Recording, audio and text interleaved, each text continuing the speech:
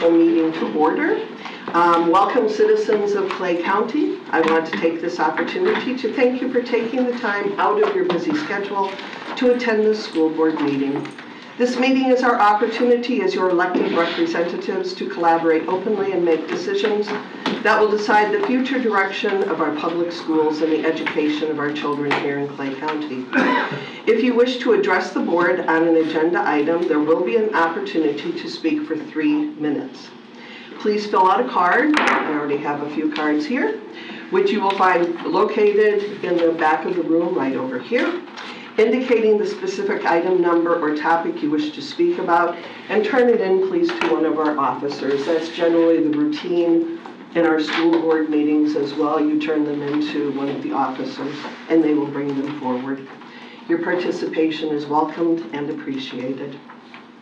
The first item on our agenda is the 2022-2023 Mental Health Assistance Allocation Plan. Is there any discussion from the audience that I've not received? Great. Mr. Bosky, any comments? So a couple things. I would be remiss if I didn't start by pointing out some things that happened recently since the last board meeting. Truly. How about having the State Teacher of the Year? Wow. So it's my understanding the last time that happened in Clay County, that was 1996. That was Susan Salaries. That's right. So it's been a long time, and I was at the event. It was a great event in Orlando, and certainly if you know Melissa Matz, just a servant's heart for children, and she does an awesome job in the classroom. Also, our school rankings were produced, and Clay County is an A school district by the state of Florida in the top 10. Okay, how about that? So furthermore, there's only 14 school districts within the state of Florida that are A districts, and Clay County is proud to be that. I don't think you'd be superintendent if you didn't kind of point that out before we started the meeting. So I'm sorry to bust in like that. Okay, the very first item, there's 6 items today. And then I want to remind the board that after the meeting, we're having an executive session in the other room. You need to note that we have one board member. We do have a board member on. We're all here. Ms. Gilhausen is attending by phone. Sorry, Ms. Gilhausen, I should have said that at the beginning. Oh, that's fine. Thank you, Ms. Bola. Thank you for responding. All of a sudden I thought, wait, you are still on the phone. So the mental health, sorry, go ahead, Ms. Gilhausen. Oh, no, you're fine. I was just going to say I've gotten really good at the mute button. So the mental health assistance allocation plan is a routine item that's given every year. The state gives that information. This year they gave the information to us to complete it on July 8th. And information was provided on July 11th, and it starts on August 1st. Hence the reason for the special meeting and the reason why that item is being brought forward.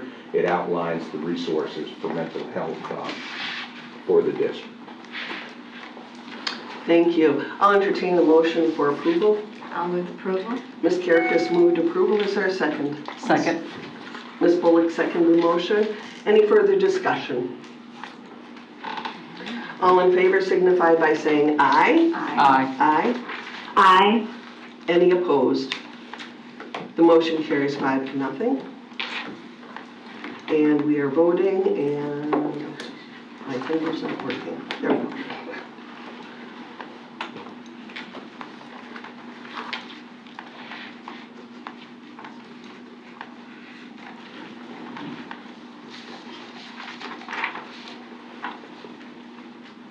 Thank you. Number 2 on our agenda is the approval of the Power School Master Service Agreement and Contract Awards. Is there any comment from the audience? There being no comment, Mr. Bosky? So this is a contract with Power School. Power School is a company that we've had. It's our BP system that does our personnel, our payroll, etc. Power School has since bought out, like in the industry, common practices to buy out other companies along the way. And so they've bought out Elevate and also Talent Ed, which we use in HR. So we renegotiated the contract to include all three of those at a cost savings of almost $32,000 for that, which is why this item is on the board agenda. Very good. Very good. Do I hear a motion to approve? I'll move approval. Thank you, Ms. Karakis. A I'll second? Ms. Clark seconded it. Any further discussion? All in favor signify by saying aye. Aye. Aye. Aye. Any opposed? Motion carries 5-0.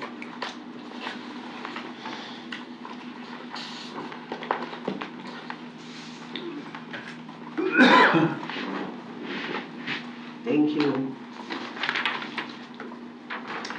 Number 3, I'm going to read the topic, the approval to advertise and notice a public hearing to approve amendment to School Board Manual of Procedures for Media Services and the Handbook of Instructional Materials Procedures as contained in School Board Policies 4.44C and 4.44F respectively. We do have 3 cards. I'm going to read a statement that I think helps to bring all of our focus to this topic. We know that it has been a topic that we've discussed in the past. And I want to just reiterate some of the points that have been made in the past. Clay County District Schools always welcomes parent involvement, participation, and feedback.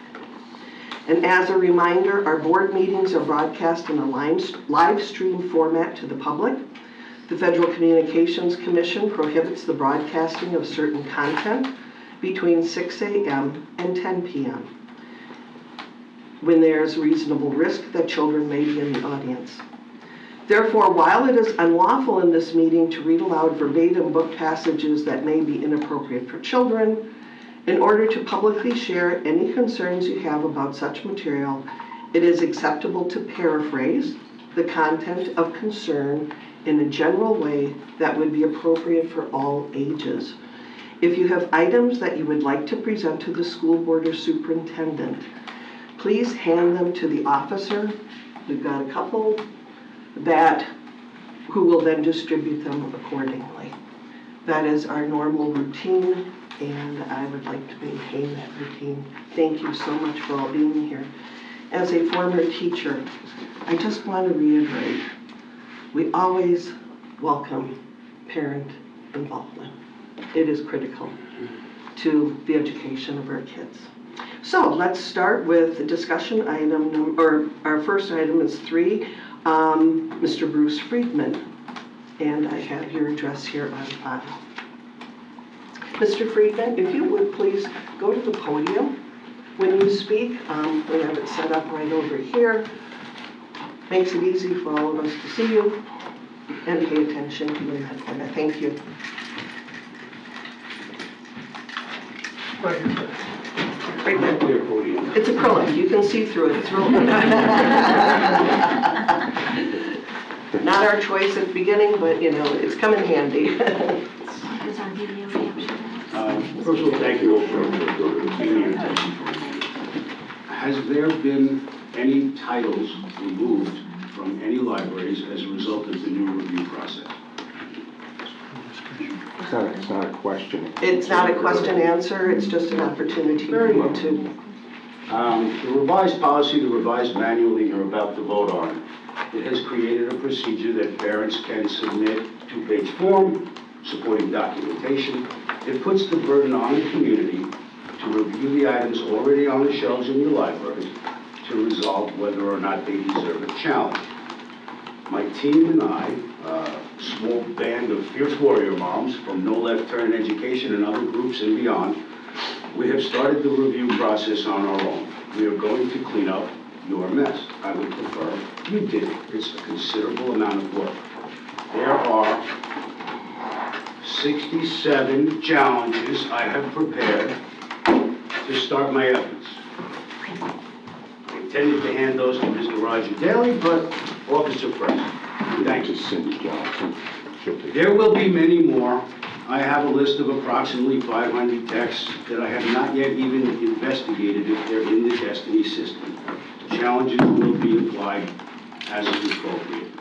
This policy resulted in a considerable amount of work for me and my team, and that work that I've done will result in a considerable more amount of work for you and your team. It's an albatross. Make the process, click here, challenge accepted. That's it. Streamline the process by which parent involvement can be welcomed into your board and into your district and county. And this will be cleaned up in no time at all. If any book is denied a challenge, if you find that I have inappropriately challenged the text and you feel it is appropriate for all ages or the school library that it's in, let's say it's a high school level book, some of the stuff that was mentioned last week doesn't seem to belong anywhere.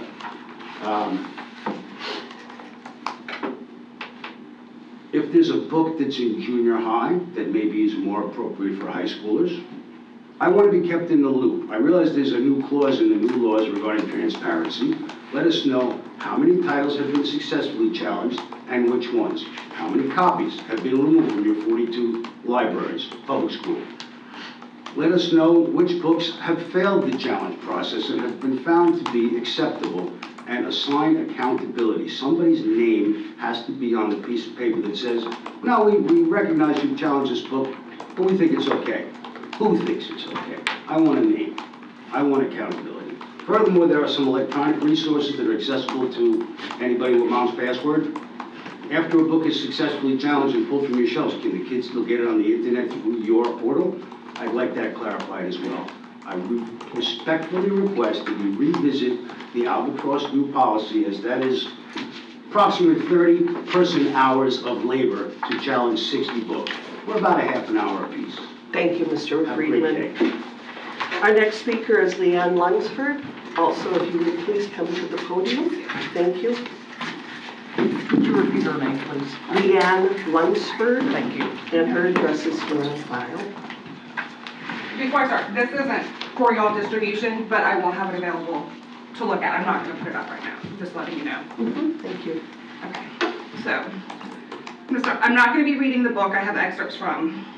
I find it ironic it's allowed in school libraries for minors, but you made it clear at the last board meeting that reading it readily available for our children is a no-no. Just a few excerpts from this novel, and I would ask that you read them. I can show it to you after the meeting or whenever you would like to. Because I want you to see what our children have been subjected to, along with the parents who how to read it. It'll also clear up any allegations of misinformation.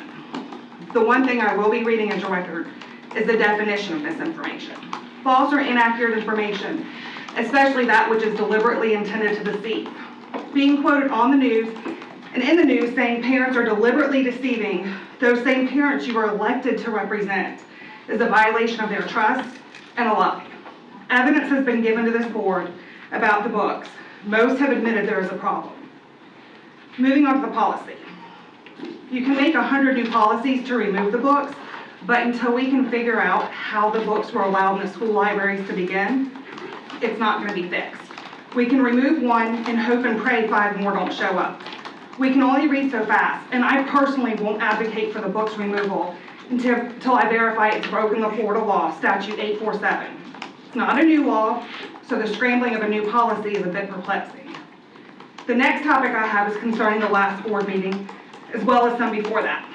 You've always allowed CCEA to come up and give you an update, which is standard practice that's in the agenda, and it's always been done. What's not a standing practice, nor should be, is that member who is supposed to be giving an update, turning around to parents and constituents, lecturing them while never updating the board on a CCEA issue. She's not an elected official, nor is she my peer, colleague, boss, or any other title you can come up with. If she's going to use the time allotted for updates to air her grievances and lecture the people of Clay County, then she should fill out a card, get her 3 minutes like all of us do, or use her time for an update. It breaks all protocols this board has set forth about addressing the public. A resident of Clay County can't do it. It shouldn't be allowed. I can promise, or I can almost guarantee, based on the responses, the national and international attention is going to continue to happen as long as you continue with the status quo you're allowing, as long as you continue to silence parents while simultaneously calling us liars or misinformation spreaders. And again, I'll be happy to show you some of the excerpts. Our next speaker is Tia Bess. Tia, I have your address here on file. Thank you. Thank you. Tia.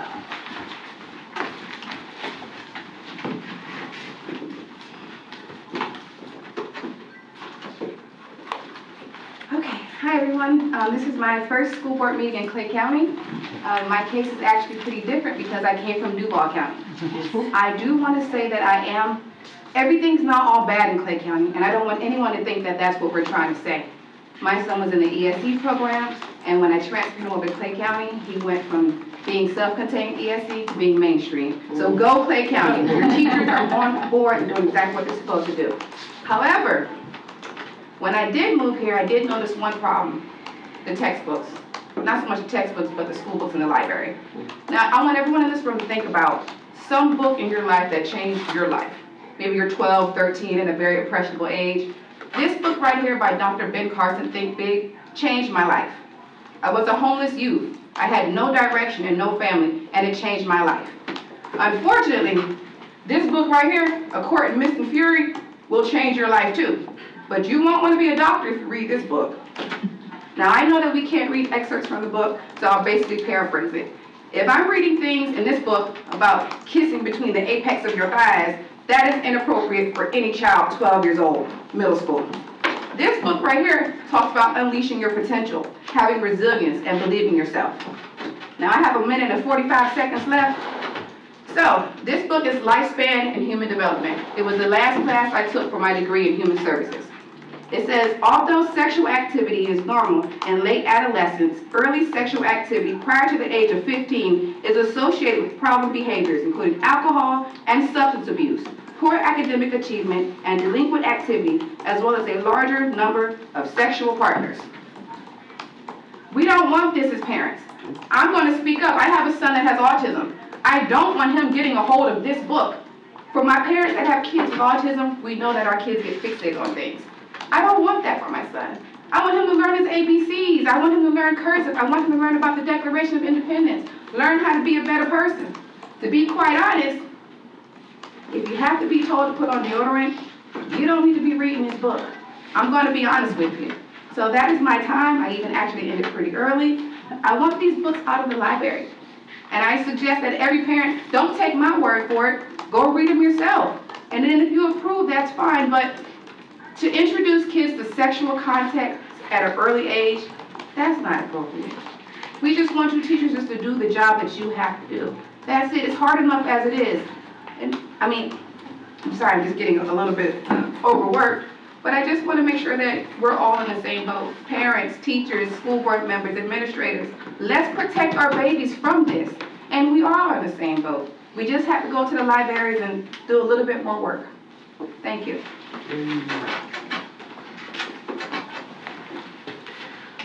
Moving on, do I have a motion to approve the advertised notice, to Sure. advertise? So Madam Chair, if I could, Oh, please. prior to that, just a couple points of clarification. The reason why this item is on the agenda again is because there were some additions added to it. One addition was the requirement of a parent to serve on the committee in reference to the transparency that some of the speakers have brought forward, as well as a school-based media specialist. So that's the reason why it's here. And if I could, I just wanted to take the opportunity to thank the speakers for coming today. I appreciate hearing from all stakeholders. While I was not in attendance at that meeting, I did obviously watch the videotape and saw what happened at that meeting and recognized the concern around the issue. I want to reassure all stakeholders that there is a process in place, and there's been a process in place for many, many years in Clay County. It's very simple. If a person believes that the material that's out there is inappropriate for their child, they can fill out the form. So I applaud the audience member for filling out the form and doing that. That's been a process that's been in place for at least the 30 years that I've been in Clay County. Recent legislation has forced changes to the policy that's been presented forward, and it's really simple to do. And so we appreciate that. We appreciate everybody that came today to speak.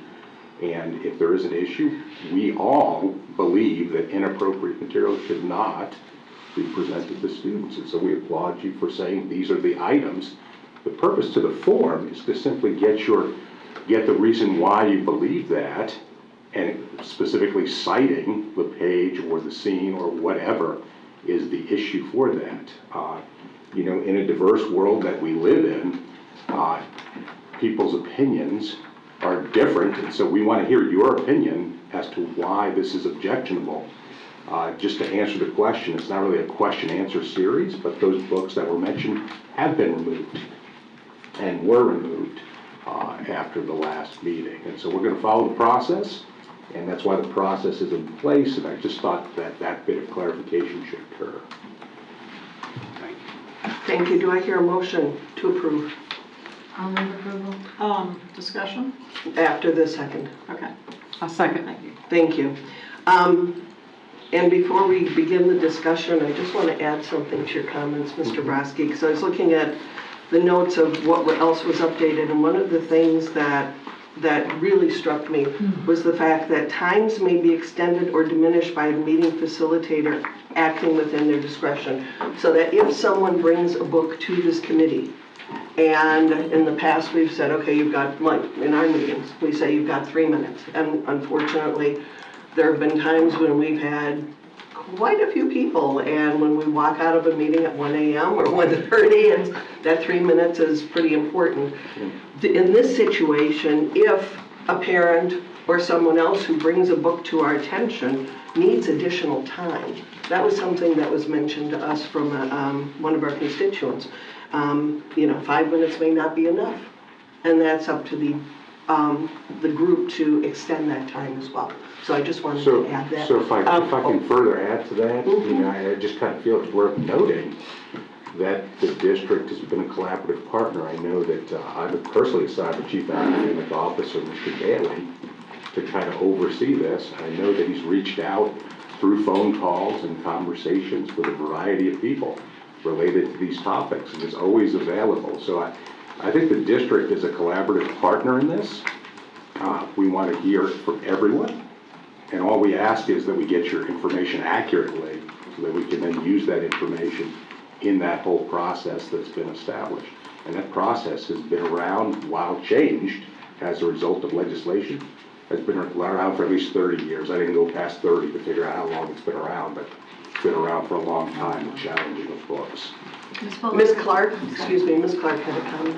Thank you. You can go ahead. Well, Okay. thinking about what Mr. Friedman said, and showing up with, 60 forms to appeal a book, don't we have a process where they can just do it online and it be submitted directly to Mr. Daly? So the current process is to actually do it on a piece of paper. I mean, you obviously don't need to come to a meeting to do that. Right. And send the piece of paper in. We want to make sure that we get accurately the information from people. While it's a 2-page, it basically asks what's objectionable, and is a shorter form than many other groups that have such challenges online. It's still a physical hard copy, though, Yeah, not. physical hard copy. Oh, that's surprising. Thank you. Will that, never mind. Go ahead, Ms. Clark. No, I just wanted to reiterate, obviously, from the last meeting, a little snippet is taken and people don't listen to the entire meeting. But I think we've made it clear multiple times that we're all working on the same team. We have a process. We have a very open door policy here in Clay, and we can't say that about other districts. And I think we need to know that no matter who comes, we're going to listen. And we had already established that. So it's just, it's like, how far do you want to take it? But I had, before we vote on this, discussion-wise, reading through the legislation, there was a line item that was missing regarding the hearing officer may not be an employee or agent of the school district. And I have been informed by Dr. Johnson and our attorney, Bruce Bickner, as well as Roger Daly, that was added recently. So it may not be in my copy. No, that's not what I said. Okay. What I said, if I Let's may speak. Please. Every time you make a change to this document, we start over at square one. And so what I said was, the change that she's asked for would put specific language that says that the hearing officer can't be an employee under paragraph 21B, which is part of the materials adoption process, both for instructional and library. It's in both manuals, I think. And so by making that change, if you want to make that change, what you're doing is adding something that's already in statute that's been there for years.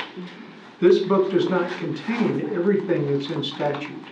But as I told Ms. Clark, because it's of her concern, our recommendation, strong recommendation is, go ahead and approve this for advertising, because the procedures manuals that we have in place right now were passed under an emergency order last month.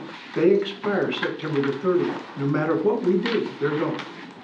And so by advertising this today, this goes up for advertisement in a week. And then by the time we get to September the 1st meeting, we can vote on this to adopt it, and it will be adopted, and that will then take the place of it, and it becomes irrelevant what was done last month with this process. But what I explained to Ms. Clark is, once we get this, rather than start over again, because that would put it past September the 30th, go ahead and approve it for advertising. And then when we get to after it's been approved, I will see to it that the one page is amended and advertised to amend the new procedure to add the 10 words in there that she's concerned about that are statutory. They're binding already simply because they exist in statute. The whole purpose of the rewriting of this was to make it comply with those things that have occurred in the 2021-22 legislative session. That was something that had existed long before that legislative session. But I will make sure that it's amended after this is passed so that it includes that which she's concerned about. It'll just be the end of October, 1st of November before it's in the book, but it will get there. Does that make it clear? But that policy stands anyway. Pardon me? Because it's already in It's the law no matter statute. what. It is already. There are lots of things that are in the law, in the Right. big book that I carry around all the time, Right. that are not in policy and not in any manual, but they exist no matter what. Right. Because Most of those law. things that I've added have been because the new policies, the new legislative policies say the board will make policy or they will pass procedure. And that's why I've done what I've done. But it will get there, Ms. Clark. I want to assure you, I personally will make certain, absolutely, that it is done immediately after this is done. I truly believe So Ms. Clark I have will a list of things that I feel like we need to look at together as a board in the language of this policy. So, Mr. Bickner, are you saying that we should not make any amendments to this policy today? I wouldn't if you make any amendment to this policy today, it's going to come back to you again for advertisement next month. And that's going to put the advertisement to, you're not going to be able to make even a September meeting to have a hearing on it. My problem is that this came up, and everybody has seen this policy for at least the last 45 days. And to come at the 11th hour when we're moving to advertise, when someone could have come and spoken to me about it at any time during the last 45 days. I have an open door policy. Mr. Bickner, that's not how we've worked on policy in the past. In the past, we have brought the language to the board, and then the board discusses which language we feel like is appropriate and what needs to be amended. And we decide that together as a board at a meeting, not in your office individually. Well, I'm happy for you to do that, but you can't do that on an emergency basis. And you can't do it at the 11th hour. This was passed on an emergency basis and will expire September the 30th. So whatever you choose to do, just understand that as of September the 30th, if nothing gets advertised, we're either going to have what you passed last month, or we're going to have nothing if nothing gets approved. So Mr. Bickner, if we approve this today under the emergency as it is with this one amendment, then we can work on whatever changes we want to make Of course. for permanent. So You can always make what's changes the to policy. deadline to advertise in order to have it approved for September 30th? There would have to be between September 1st and October the 6th. I'm not aware of any additional meetings, so we would likely need to hold a special meeting for that approval. Well, what we could do is maybe discuss it at the next agenda review. Everybody bring their suggestions and their ideas, and then it could be placed on the August meeting, because we'll still be within the 48 hours, and it could go forward at that point for the September.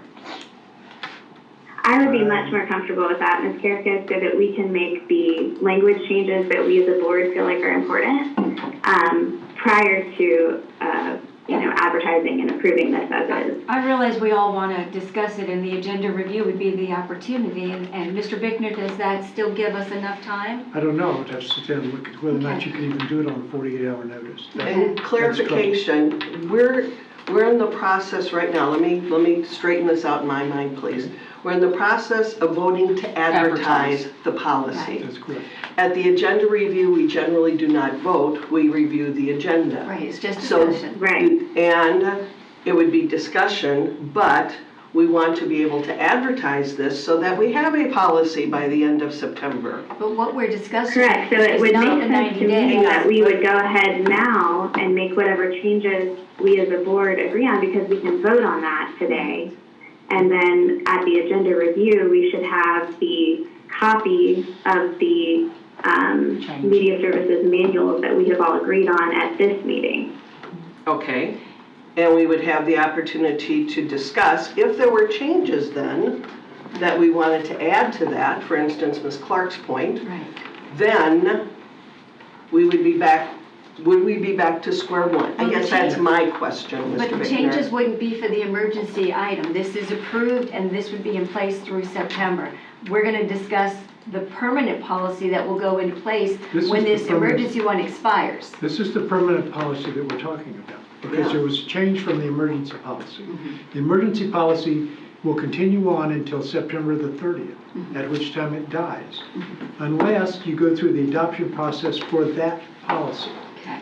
Now, because you're making changes, we're starting over at square one, and as I explained to Mrs. Bowler when she asked me about it, we can do that and still make a deadline before the September 30th expiration date of the emergency policy that exists. Now, Then I think that's what we ought to do. but if you change what is being approved to advertise today, I think you're starting over at square one. You are. That's, The whole point of having it come to the board in a format is so that I don't agree with that, because we will approve or disapprove this policy or these manuals today with or without the changes that the board members want to make. I don't understand what the problem is with making changes to it when the board holds power over the policy. because you've already advertised what it is you're approving to advertise. It's been published. Oh, so we're That's just, the I timing see, of the publication. original Thank you. advertisement, okay. yes. My advertisement would direct the public to look back to today's Right. agenda So what for was- the copy. Right. If you don't approve it today and you wanted to work on it, we could take it to the August 4th meeting, but my advertisement wouldn't be able to go out till the We wouldn't make 11th. it. And there wouldn't be sufficient time to approve it on September 1st. You could hold a subsequent special meeting at some point. I'm in favor of that then. Well- I just don't feel comfortable approving something without the opportunity as a board to really discuss what we think needs to be in that policy. So, Ms. Gilhousen, let me ask Mr. Bickner a question. If we go ahead and approve it today, what would be the process to add what Ms. Clark wants to? At what point would that have to come back Well, to us? if you're going to go ahead and make changes, if you're going to do as Ms. Gilhousen says, then what you're going to have to do is set a special meeting sometime between the 1st and the 30th of September so that you meet the advertising requirement, which I have no issue with whatsoever. All I'm trying to do is to make sure that we come in before September the 30th, because if you don't do something before September the 30th, both procedure manuals go away. Well, why So- can't we go forward with this and leave this in place? I mean, I know policies are kind of a living document. We can change them at any time. And, if, let's say, December comes along and we want to make a change to something, we would discuss it, we'd advertise it, we'd approve it the following month. So why can't we approve this and let this be the policy in place? And then down the road, talk about Ms. Gilhousen and Ms. Clark's suggestions, and then you're right, start over, advertise it, but we would already have a policy in place. At this point, what you're not approving something as a policy, you're approving to advertise I get for a that. public hearing that would occur on September the 1st. Right. Okay, I have another wrench to throw into this. Go ahead. We have a meeting on September 8th. Okay. We have a final public hearing and adoption of the final millage and budget. And what did you say? Would September 8th, what date would we have to, would that give us the time to advertise? I think that was the concern. That would be exactly 28 days unacceptable. If you added that. I don't see why we can't do it that way. I don't think we need to necessarily approve this today if we can table it to, I'm gonna tell you, I have 2 pages worth of notes on this policy with concerns that I have about the language, and I need an opportunity to discuss that with my board members in order for us to understand each other's concerns and make sure that this policy addresses everything. Could you publish those ahead of time so that we can at least look at them? Share them with the board. I mean, I would be happy to talk through it right now if you'd like to. Like I said, to me, this is policy. I understand that we need legal oversight on it. However, it belongs to the school board, and so I want to have discussion with my board members about this policy. And if you want to do that now, we can. It would be, Or we can table it to the next meeting. But I'm not comfortable approving a policy that I have concerns about. in my opinion, it would be better if you waited until the 4th so that people could see what you have for notes ahead of time and give it some thought. That would help us as well. Now, okay, going back here again to the timing, we have an agenda workshop next Tuesday. If we were able to get some of the comments that you were going to, or some of the suggestions that you were going to make, Ms. Clark was going to make, any of us Right. were going to add to this or detract from it, would that be appropriate at the agenda workshop to have that as part of our discussion? Have you already published that agenda for that workshop? The workshop agenda simply says that we'll be reviewing the August 4th But agenda. that's been published. That has been published, but I So, haven't, I the only thing you- republished that again today, and I will download all the documents, so It if could you be want brought to up be under to board add- member comments. But you could do a 48-hour ahead of time addition to that with the permission of the chair Right. Which you would to do. add that discussion to the workshop. Sure. Right, and we would also have our board member comments during that time in which to discuss it as well, as Ms. Karakis just said.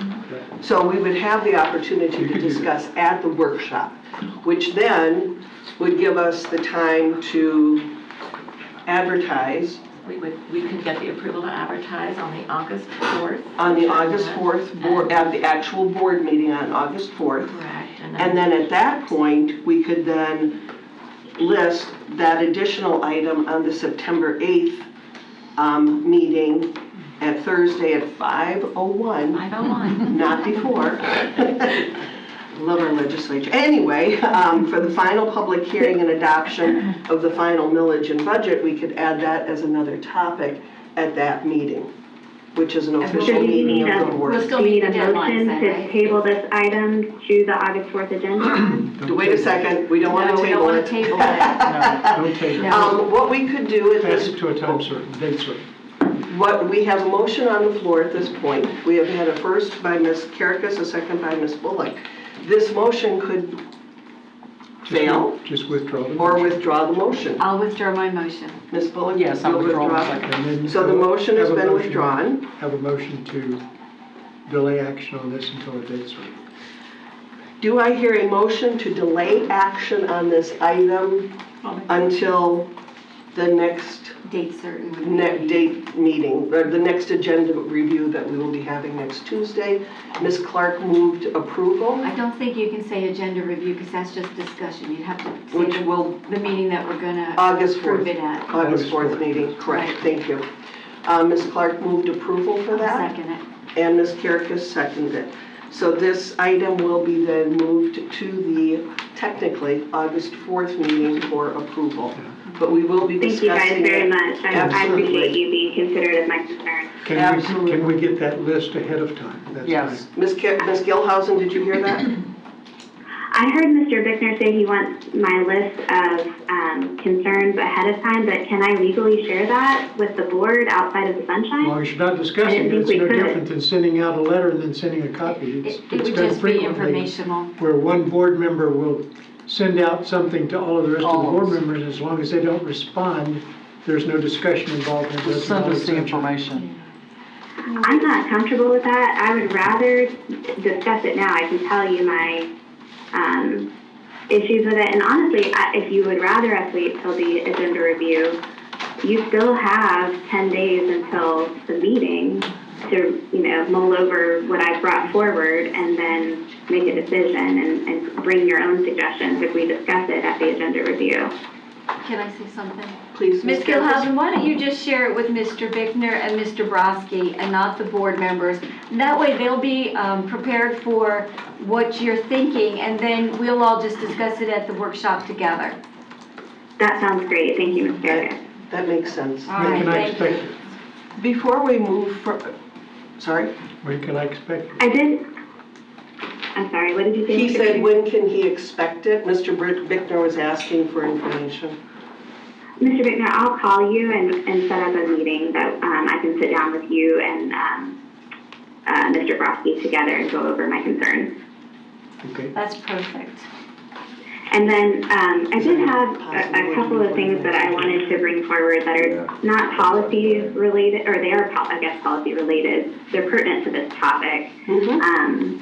One thing that was posed as a question to me and has become a concern of mine is whether there's equity across the county in revenue and resources that are available at our school libraries, because it seems like there are discrepancies about books that are available at various different libraries, and I was just wondering what the process is for ensuring that equal access is available to all of our students. I can provide information on that and do some research for you, Ms. Gilhousen. Okay, thank you. And then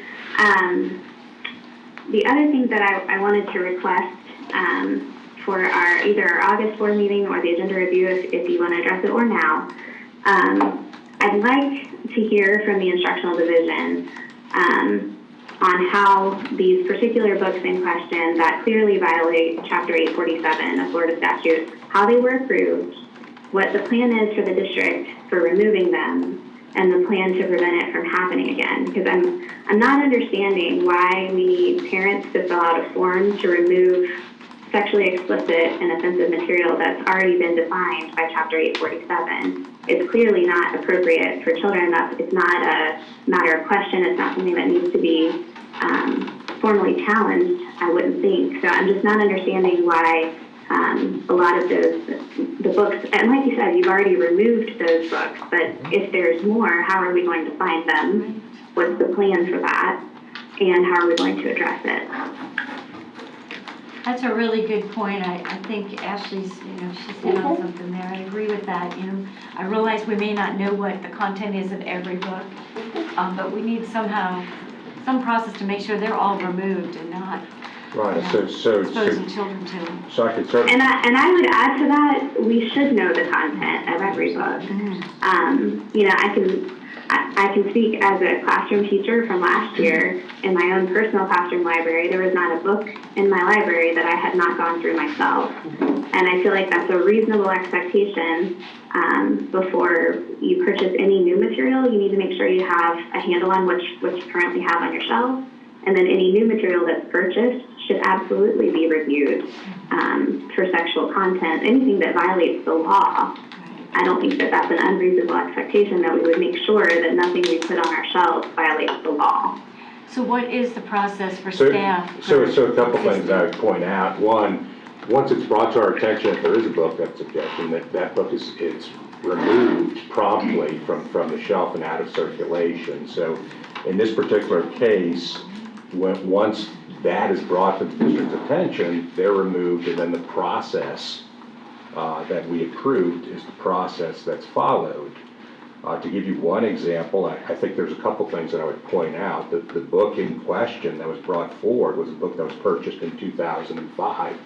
I can't speak to how that book was purchased in 2005 relative to how that appeared on the shelf. I do think that sometimes publishers, when they sell packages of books, mislead people into believing that perhaps the content of it is not exactly as accurate as it's brought forward. But I can certainly tell you that we're not purchasing any books that are that would be even in question relative to that, and I can certainly do more research in that for the discussion forward. So I wanted to reassure you that once we know that a book is in question, it's even questioned, which is the process of appeal, then we would go ahead and remove it instantly while that's being looked at. But I can't speak to a book that's purchased in 2005 relative to what's on a media center. And just as a reminder, we're talking about probably millions of pages of material out in libraries across the district. I can only say that everyone in this room, regardless of whether they're a community member that's here, a staff member, the board, everyone believes that inappropriate material should not be placed in front of children. And I think a process is in place in order to ensure and review that process. And so I appreciate you bringing that to our attention, and of course we'll have more discussion on it, but I just want to give you a general overview. And if I can just reiterate, Miss Miller from Ridgeview High was at our meeting. Okay. And she spoke, she was the last speaker for that group, and she is the media specialist. Right. And she explained that publishers' recommendations have changed over the years as well. It's an industry, every industry changes, education changes. And as these recommendations change, it's my understanding furthermore that this was part of a series of books, and that the first book held nothing objectionable in it, and that as the characters in that book, and I'm sure we've all read a series of books where the characters grow, or the characters get older, they become adults, they get involved with things that they may not want to be involved with. And she was, I thought, very effective in saying there are hundreds of books that come in. And yes, the media specialists do try to read them. And I know as a teacher, I have a huge classroom library, and it absolutely scares me to think that teachers will not have books in front of children that are appropriate, age appropriate, that students of varying levels, varying reading levels can also use and enjoy. And I'm hearing that in other counties, not ours, thank you God. But it's gotten to the point where there are changes that are made. Our media specialists are professionals, they are specialists. And there are numerous opportunities for them to discuss between themselves, to use our sources in the county office as well. And I know that there are going to be books on the shelf that we have not obviously seen since 2005, but I can pretty much gather that anything from here on out is probably going to be picked through with a fine-tooth comb, because they don't want to present. They have children too. They are moms and dads as well, and they don't want to present information that's inappropriate. But to go back and the 67, I think it was, books that we are starting with, then that's a place to start. Right. This is something, I mean, yes, it's been on the shelf since 2005. It's something that we are very much aware of now, and that we do need to address. So. And to your point, Ms. Wall, that's why I'm asking, what is the plan? Because I understand that we have opened a doorway for the community to participate in this, but I feel like we own the responsibility for what's on our shelves.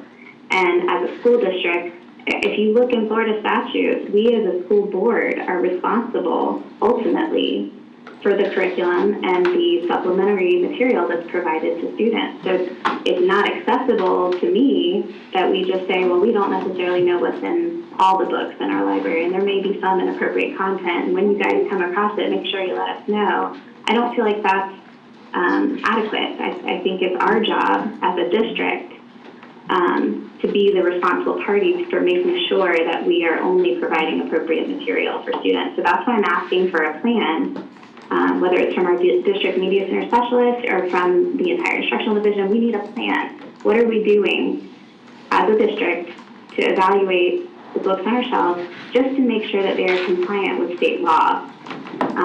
And specifically Chapter 847 in particular. And I understand there's books that have been there for years that were, up to this point we weren't aware of, but we're aware now. And there's no excuse to not be thorough in our examination of what we are providing to students.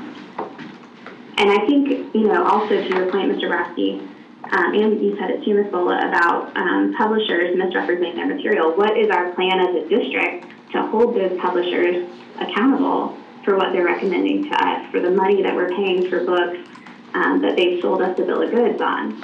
And I think all of those things need to be addressed. Do we have a contract with publishers? Is that how this works? Do we purchase books through a contract, or is it? No, there wouldn't be a contract with one particular publisher or another, other than in the case of textbook adoption procedures. Mm-hmm. And I believe Ms. Miller was talking about that there are various different places that are used, and many supported by the state of Florida. Right. I mean, I'm thinking of the young reader. I mean, I used to go out and purchase every book I could from the Sunshine State books and bring them into my classroom because the library could only afford so many, and kids could check them out from my library. Those are some of the ideas. Mm-hmm. I was reading in our policy where we talk about some of those state associations. Yes. And in particular, one that is referenced frequently is FAME. And there's a paragraph on their page that talks about their Florida Teens Read program that says this program is designed to entice teens to read in order to engage their interests and to provide a spur to critical thinking. The book selections include those that involve sensitive issues. The content of some of the titles may be more mature than younger students may have previously encountered. Please recognize that this is a voluntary reading program. Not every book selected will suit every student.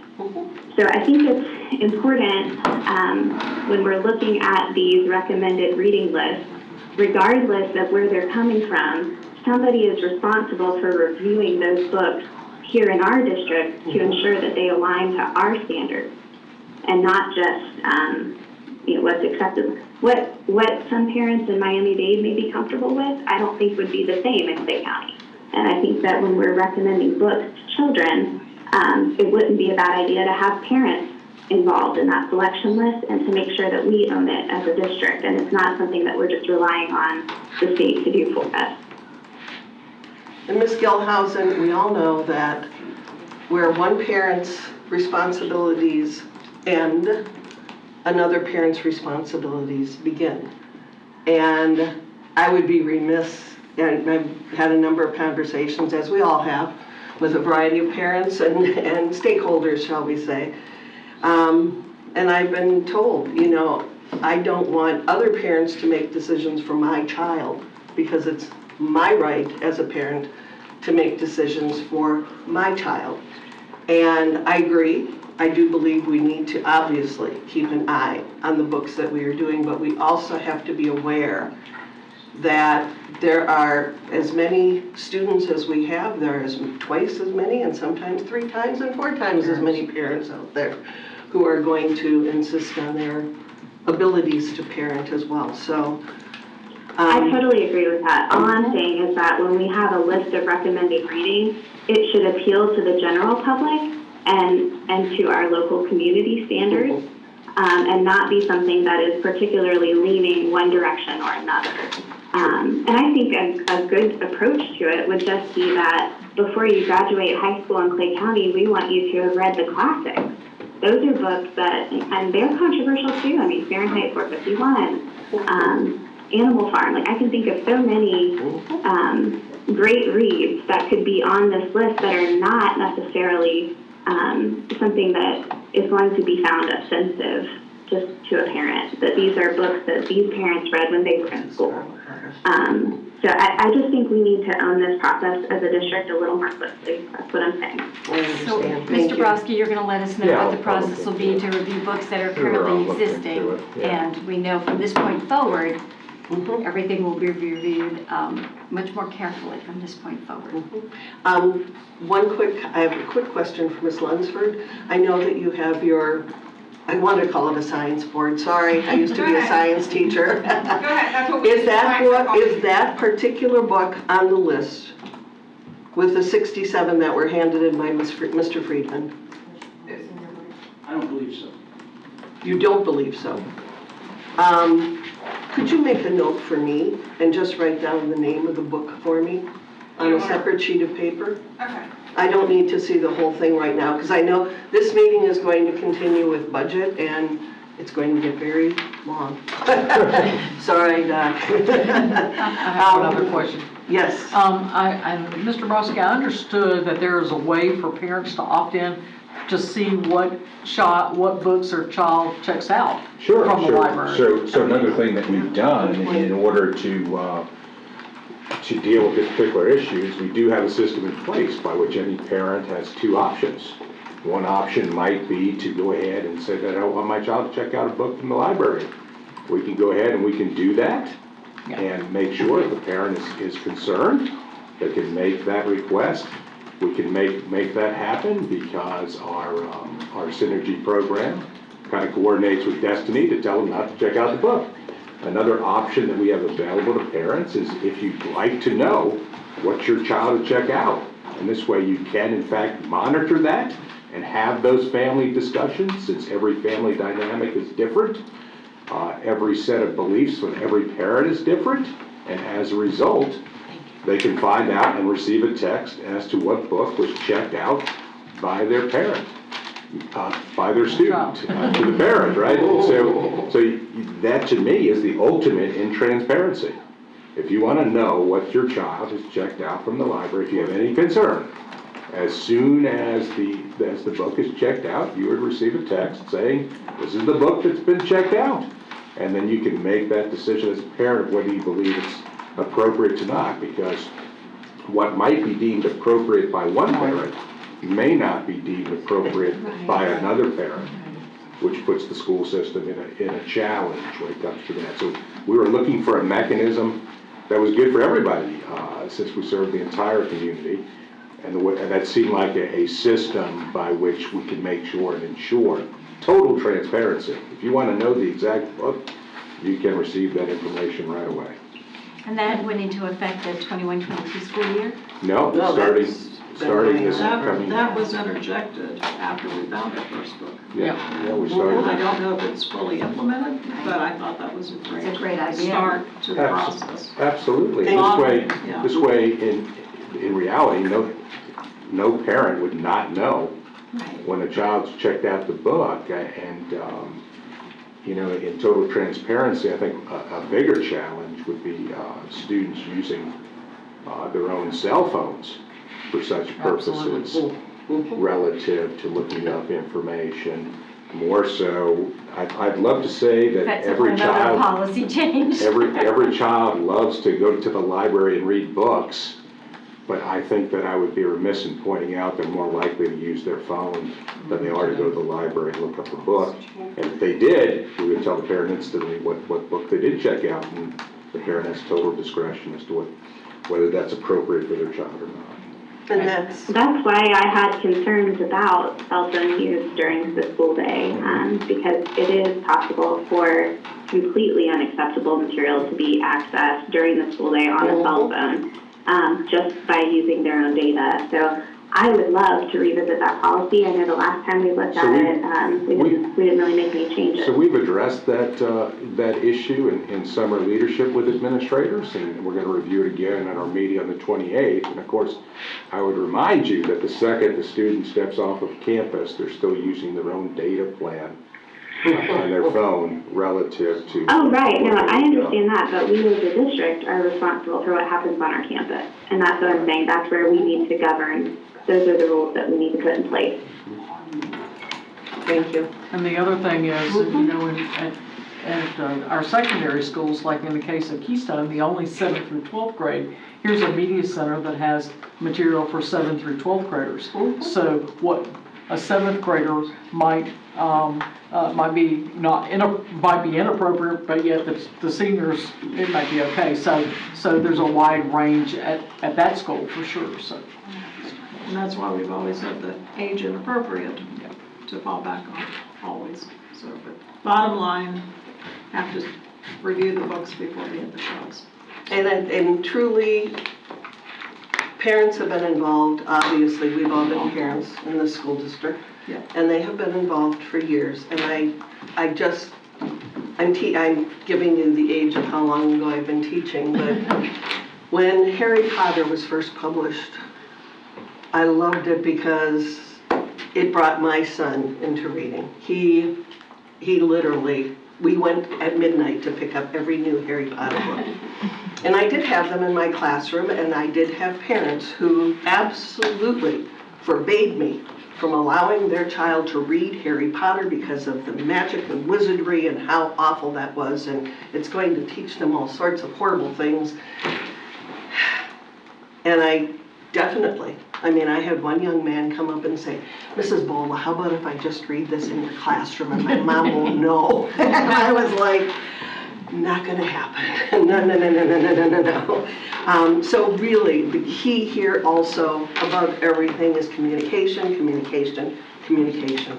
And if parents are concerned, they do obviously need to continue communication with not just the librarians, but the teachers as well. So, thank you. And I think we're able to move on if there's no other questions. We have a motion on the floor still. We withdrew the motion, and the motion was to withdraw and move this to August. You're absolutely right. We have to vote. And the motion was made by Ms. Clark. I need to review that as well.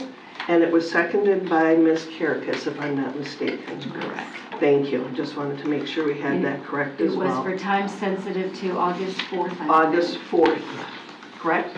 Correct. So, without any further discussion, all in favor signify by saying aye. Aye. Aye. Thank you. All opposed? The motion carries. Oops. Bonnie, mine, you just vote for me. I will. You might need to vote for all of us. Mine's not coming up either. Timeout. Oh, there it is. I was gonna say I voted, but it still is flashing. Yeah, mine said it. Yeah, mine's not. I have I votes for. Got it. Good. Thank you. All right, moving along. Next, we are going to review the 2022-2023 tentative budget for all funds. Is there any public comment for this? Not seeing any public comment, receiving any yellow cards. I'm going to call on Dr. Legato. One of our favorite meetings of the year, knowing how much money we don't have. No. So true. So true. Thank you.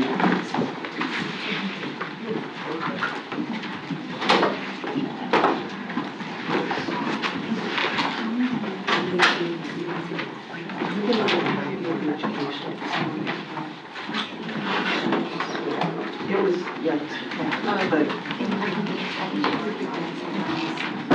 was asked about that.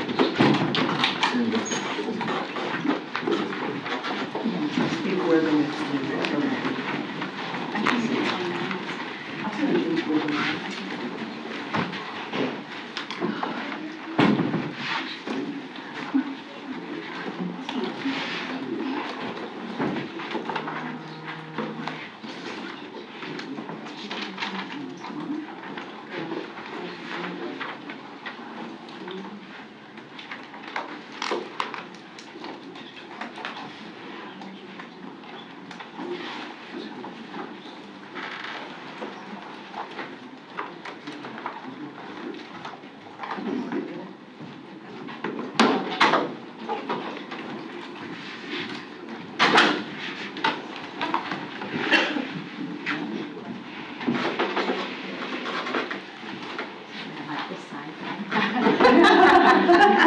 I handed.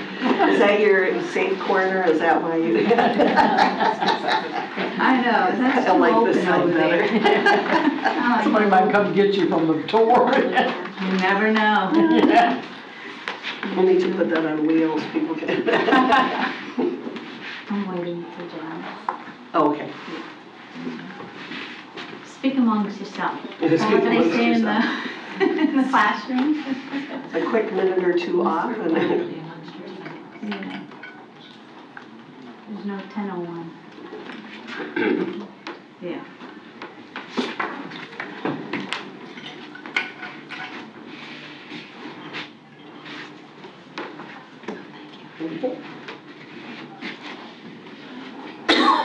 Pardon me. Is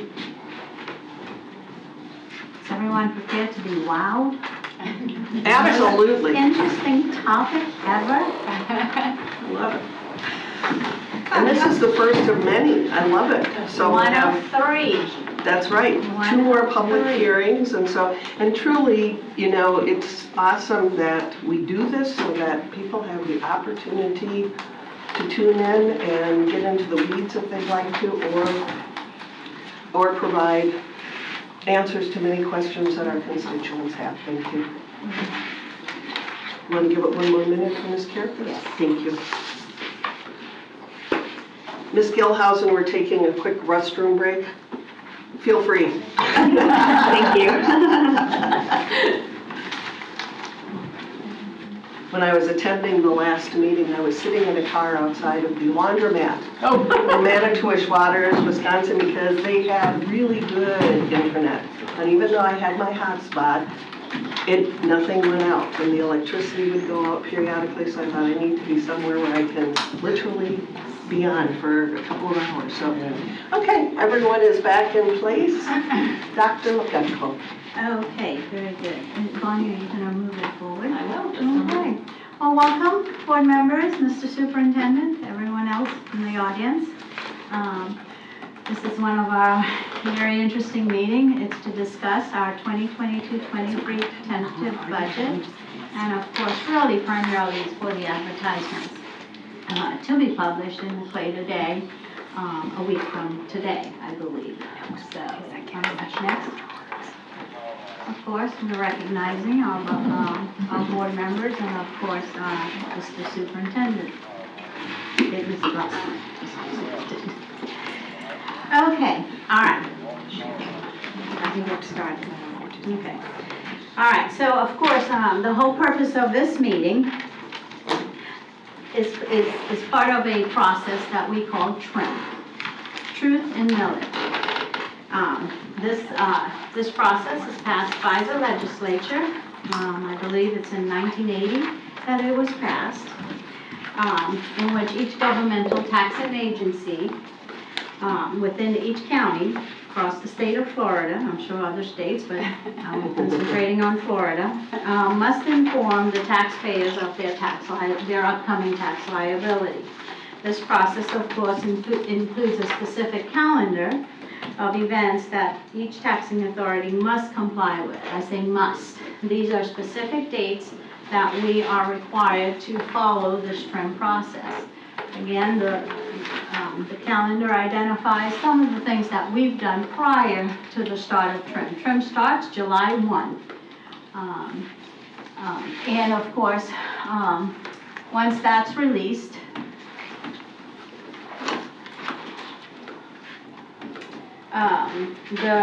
there's a process in place between July 1 and of course through July 19th.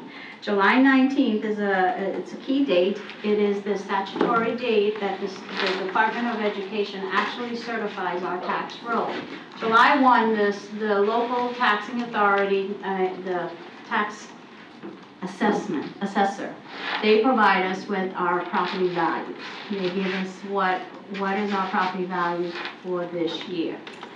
Once that information is achieved or submitted, we all try to figure out what that rate will be. However, it's never concrete. Until we get the notification from the Department of Education, which is July 19th. What's today? 21st. Yes, it was down to the hour on July 19th that they provided that certification. And I will tell you, for this year, it was a challenge. Every year when when CFOs like myself try to calculate and figure out what that value will be, the changes from July 1 to July 19th is very minuscule, very slight. This year, there was a huge change in our numbers. So we all had to go back and recalculate, redo all those numbers to ensure that we have the proper advertisement, the proper numbers that will appear in the newspaper. So I know several districts had to reschedule their meetings. So we're fortunate we didn't have to do this. Okay, so then of course the next, that will happen once today's events, once the advertisements are approved. Of course, it will be advertised in the local newspaper, Play Today, on July 28th. That is within 29 days, according to the calendar, 29 days of the July 1 deadline.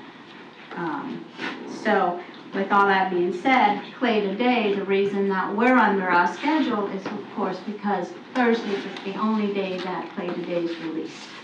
So I have to Except in maneuver. Keystone, it comes out, it's the Clay yesterday in Keystone. Oh, You don't write it. Oh, okay. But it comes to the mailbox. So we call it affectionately the Clay yesterday. Oh, that's new. All these years I'm doing this, that's the first time I've heard that. Thank you. Good to know that. Of course, once the advertisement appears in the newspaper, we will then we are required to hold a public hearing within 2 to 5 days of that advertisement. Therefore, our next public meeting will be on Thursday, August 2nd. And in that meeting, we will approve the tentative budget and of course the millage. That's actually a Tuesday. I'm sorry. Oh. You're right. I'm sorry. It's an error. It's going to appear. It'll be corrected in the next presentation. And of course, then once that's done, there are after about 65 to 80 days after the public hearing of the tentative budget, we will approve the final budget and the final millage rates. And that's between 35 days. Once, within 35 days, during that time frame, the property appraiser will notify the taxpayers of their tax liability. That's the letter you receive in the mail. Okay, next page. I promise we're going to go faster now to get that through. All right, so of course what you're looking at there is 23 years of our historical millage rates over the last 23 years. And you can see for 22-23, the required local effort is 3.171. The 0.748 is discretion. That hasn't changed since 2009. And you can see the additional voted millage, the 1.0. We're making our general fund about 4.919, and of course our capital outlay is 1.5. 6.9. Total mills is 6.419 for the upcoming year. But look at our value. Our total assessed value is $16.5 billion. A huge increase from the prior year. Wow. And everyone's seeing this across the state. The assessed value and how much it has increased over 1 year. So it's amazing. Okay. Next. Okay, so in summary, of course, for levy for 22-23, required local effort is 3.171. That would generate approximately $52.4 million. The basic discretionary is 0.748. Will generate about 12.3 million. Capital outlay 1.50 will generate approximately $24.8 million. And the additional voted millage is about 16.5. 1.0. And of course, we'll talk about the rollback rate in another slide. But bottom line, according to the trim, and that is a calculation that's done. That's not something that I'm coming up with. This is a calculation that's provided by the Department of Revenue. And it calculates the values using the property assessment value, and looking at last year's rates, this year's rates, and of course, it's saying that the current total proposed millage rate to be levied exceeded the rollback rate by about 7.43%. And of course, that's high because of the fact of our increased values. Okay. So here's a comparison of last year to this year. And you can see last year it was 6.775 in total. It generated about $97.5 million. This year it went down. The upcoming year it went down to 6.419, but we're going to generate $106 million, a little more than last year's, obviously. And to put it in terms, in general terms, if your value of your home was about $175,000, what would that increase be or decrease be? So in comparison to last year, you can see you would have saved, if your property value stayed the same, you would have saved about $62.30. However, that's not the case. You know, once you get your property tax bill, because of the increase in that value of your property, your tax bill will increase. Nothing stayed the same. One of the things I do want to point out in this slide is the fact that school districts are required to only budget about 96% of what the total amount of what we expect to raise. So instead of budgeting about 106 million, we will budget about 102 million. And typically we collect less than that each year, a little less than the 96%.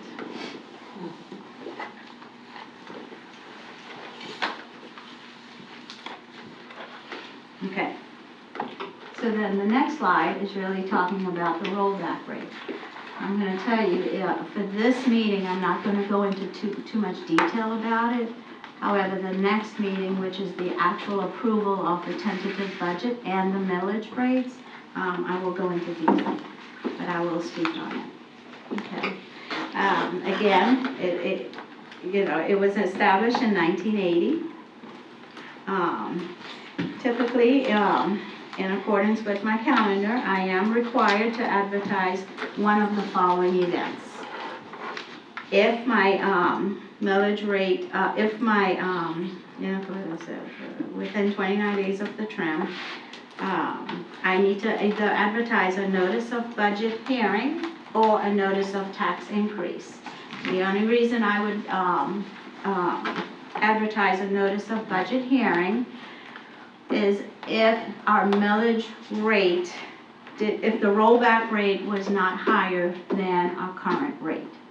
And obviously the calculation identified that our rollback rate was higher than our current millage rate. So therefore I have to advertise a notice of increased taxes. So.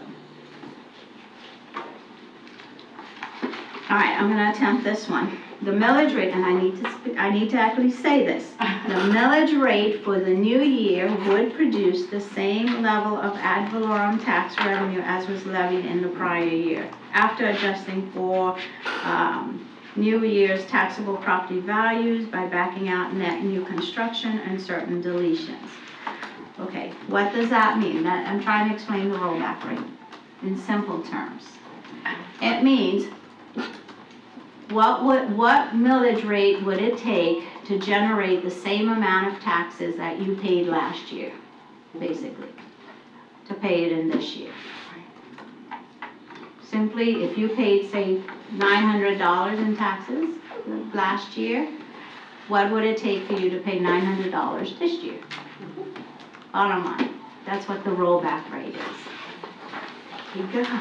Next. It's always clear as mud, by the way.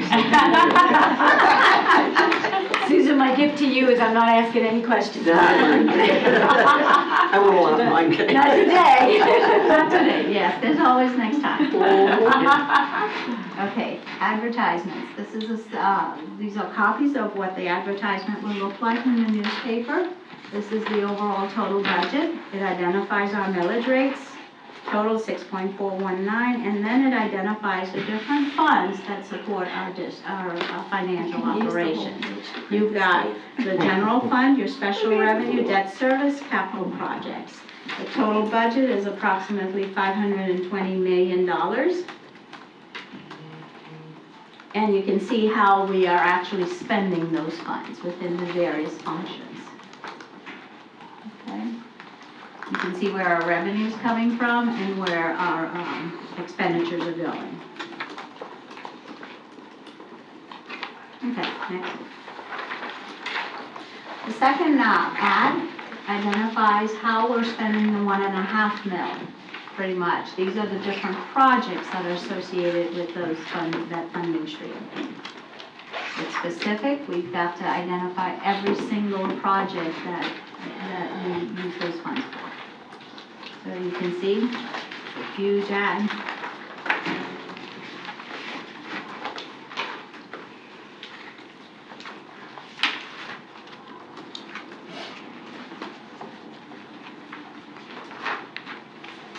Okay, so the third ad, of course, is the one where the notice of proposed tax increase. These numbers are calculated through the e-trim system.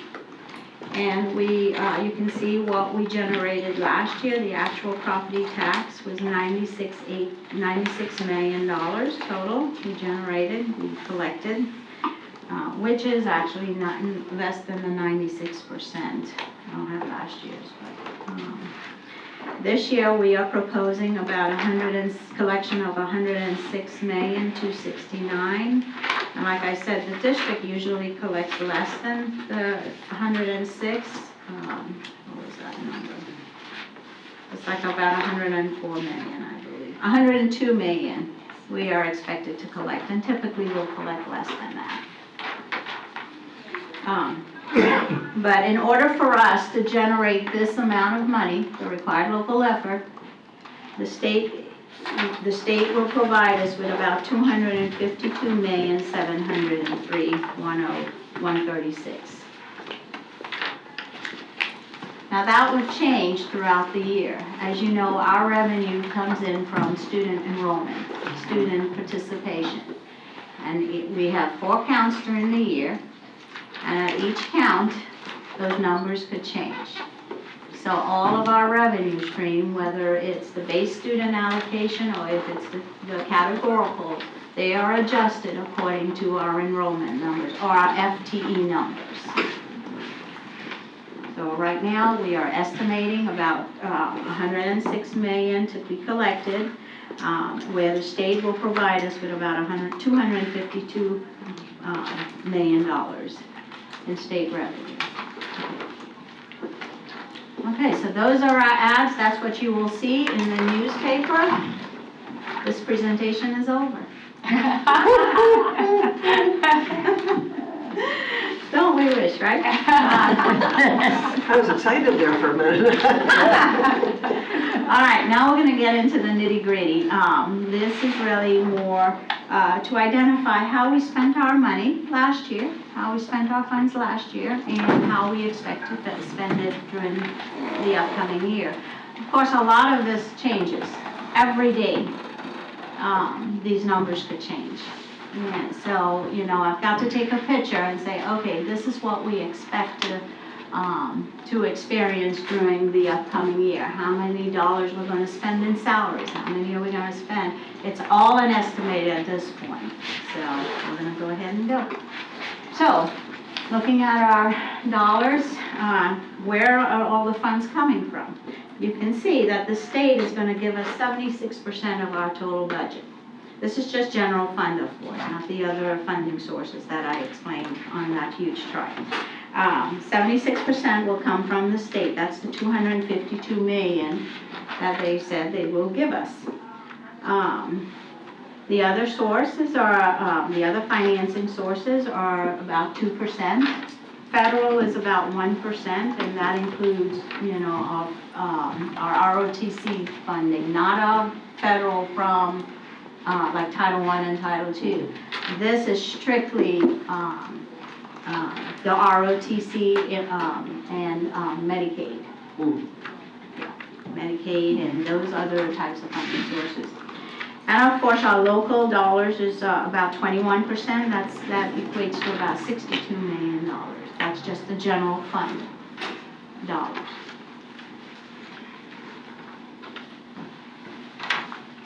So in the general fund, the operating fund, we will generate about $328,459,020 to support operation of it. Okay, so here are the next steps. Okay, what makes up those numbers? Here we go. You've got local revenues, you've got state, and you've got federal. Local includes our property taxes. We do get some tax redemptions at the end of the year. As you can see, our interest is not very much anymore. I wish it would be, but it's not. We do receive some indirect cost from the federal projects, which is represented under Fund 420. Those are all the CARES and the Title I, Title II funding. So we do get an administrative fee for operating those funds. Dr. Legato, is that column under proposed supposed to be 22-23, not 23-24, right? Yes, oh my goodness. I tried so hard. You have no idea. 11,526.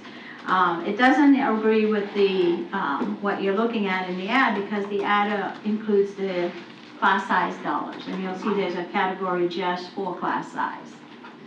So that 37.6 million. And you can see how much that has dropped as well. Because 2 years ago, there was a mistake by the state. Oh, wow. So they took some money away from us. Oh, no. Okay. That's all I have to say about that. And of course, the federal revenue, which is the impact aid, the ROTC, the Medicaid, and of course, there's some miscellaneous in there that, you know, it's just estimated at this point. Okay, next.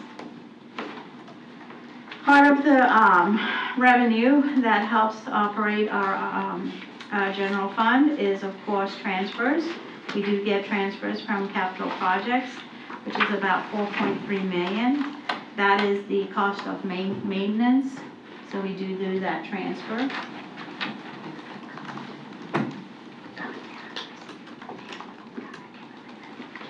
And as you will recall, there is the $2 million transfer from the 1 mil for the insurance.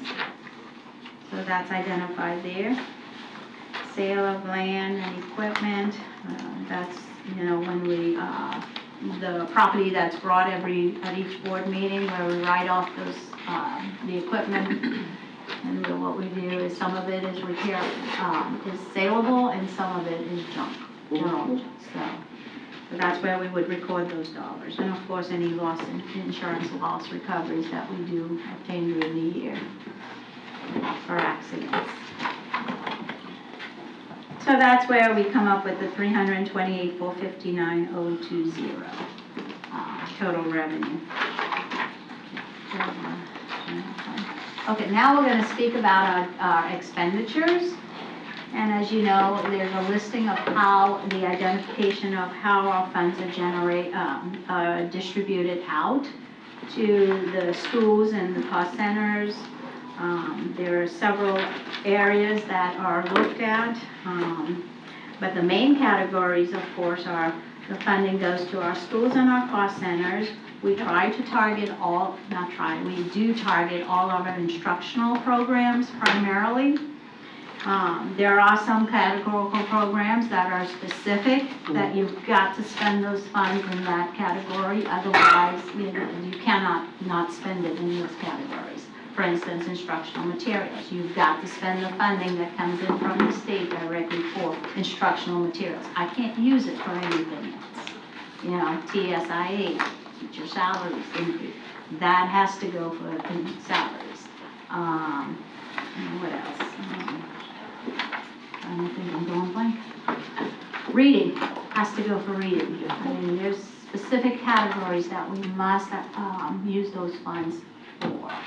But it makes up our entire budget, so. And of course, there's a fund balance, which is the next page. Yeah. And of course, there's a fund balance, which, as you know, the state requires that we maintain at least 3%. Ours have been trending about 5%, which is, it's okay. It's okay. It's a start, you know, but that is something that we are required to maintain statutorily. We're going for 20. Yeah. 20. Wouldn't that be lovely? Okay, and then of course I have a contingency fund for any unforeseen events which would cause a financial emergency. We really don't have that, to be honest. We pretty much just have the reserve and unreserved fund balance. So. And then furthermore, the funds are then broken down even further to specific object codes. Let's see, that's functions. Okay, no, this just gives you what the identification of what those function codes represent. So as you're looking at the budget, you'll know if you see something under the 5,000, it represents all of our instructional. The 6,000 represents instructional support.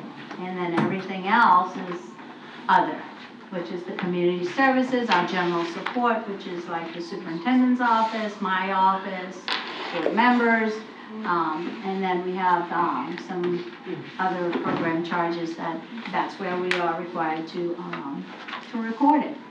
And again, all of this is directed by the state of Florida, the Department of Education, financial reporting.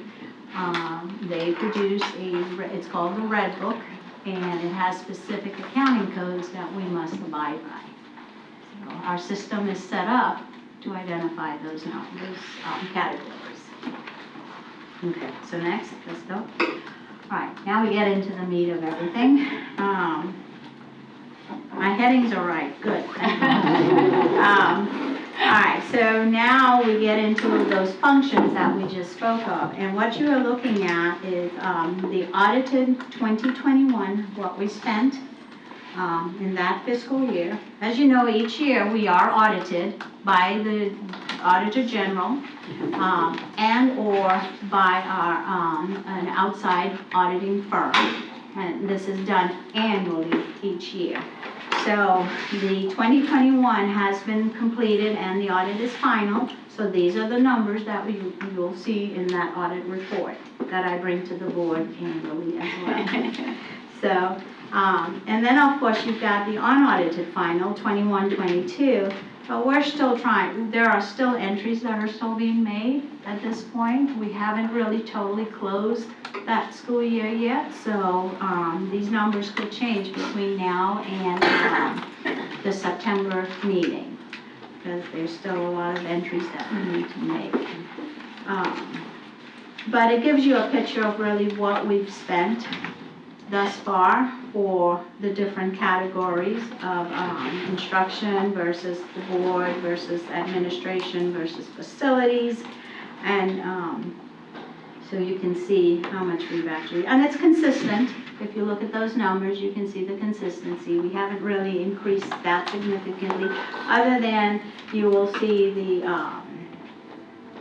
all of our funds are targeted for the instructional part of it, and from 5,000 function all the way to 6,500 are primarily instructional expenditures.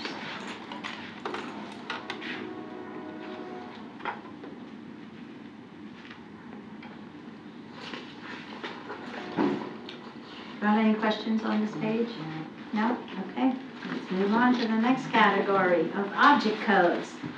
All right, so now that you've seen what our function codes are, now we go into further deeper into our budget, which it then breaks it out by salaries, benefits, purchase services, energy services, materials, capital outlay, and other expenses. These are self-explanatory as to what they are. So then we'll just go to the next. And you can see where we spent our dollars in 2021. And it's obvious, the majority of our costs, the majority of our expenses are in salaries and benefits. Our budget right now, it represents about 79% of our budget with salaries and benefits. But I can guarantee you, it is actually over 80%. It's about 82%. You look at last year's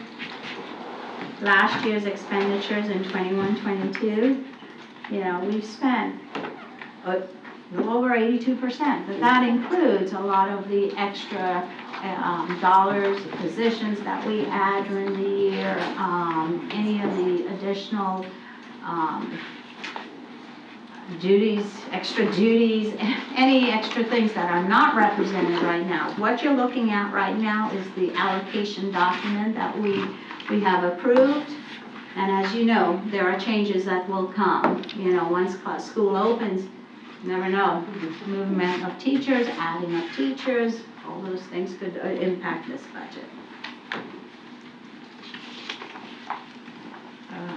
Let's see. And of course, in benefits, the increase there represents our FRS increase. We did have an FRS increase for this year. The legislature did increase that percentage, so it was about $2.1 million more that we needed to cover. You also have to remember the $15 per hour this year. School districts are required to bring everyone up to $15 an hour who's making less than that. That was a significant impact to our budget. I believe it was, do you remember, 3.9. What is it? 3.9. Thank you, $3.9 million. So, and of course, all the other increases that came along, inflation, that's one thing you've got to look at across the board on this one. It has just been unbelievably high. Everything has just gone up so much. I mean, our fuel, our electricity, everything. Look at materials and supplies. I mean, that's $5 million in 1 year. Yeah. I mean, it is significant. The materials and supplies includes a lot of other things other than the paper and pencils. It's like 20 textbooks and those types of things. And of course, we have a math adoption this year, so it's included in here. So, and that was, so these increases of that, to me, they are valid based on what we are facing, you know, in the upcoming budget. Okay, so this is just a pictorial view of what that previous slide represents. All right, so where did we end up? Next slide. Yeah. So where did we end up? Or where will we end up? What are we projecting for next year, and what do we feel like we will end up in this year?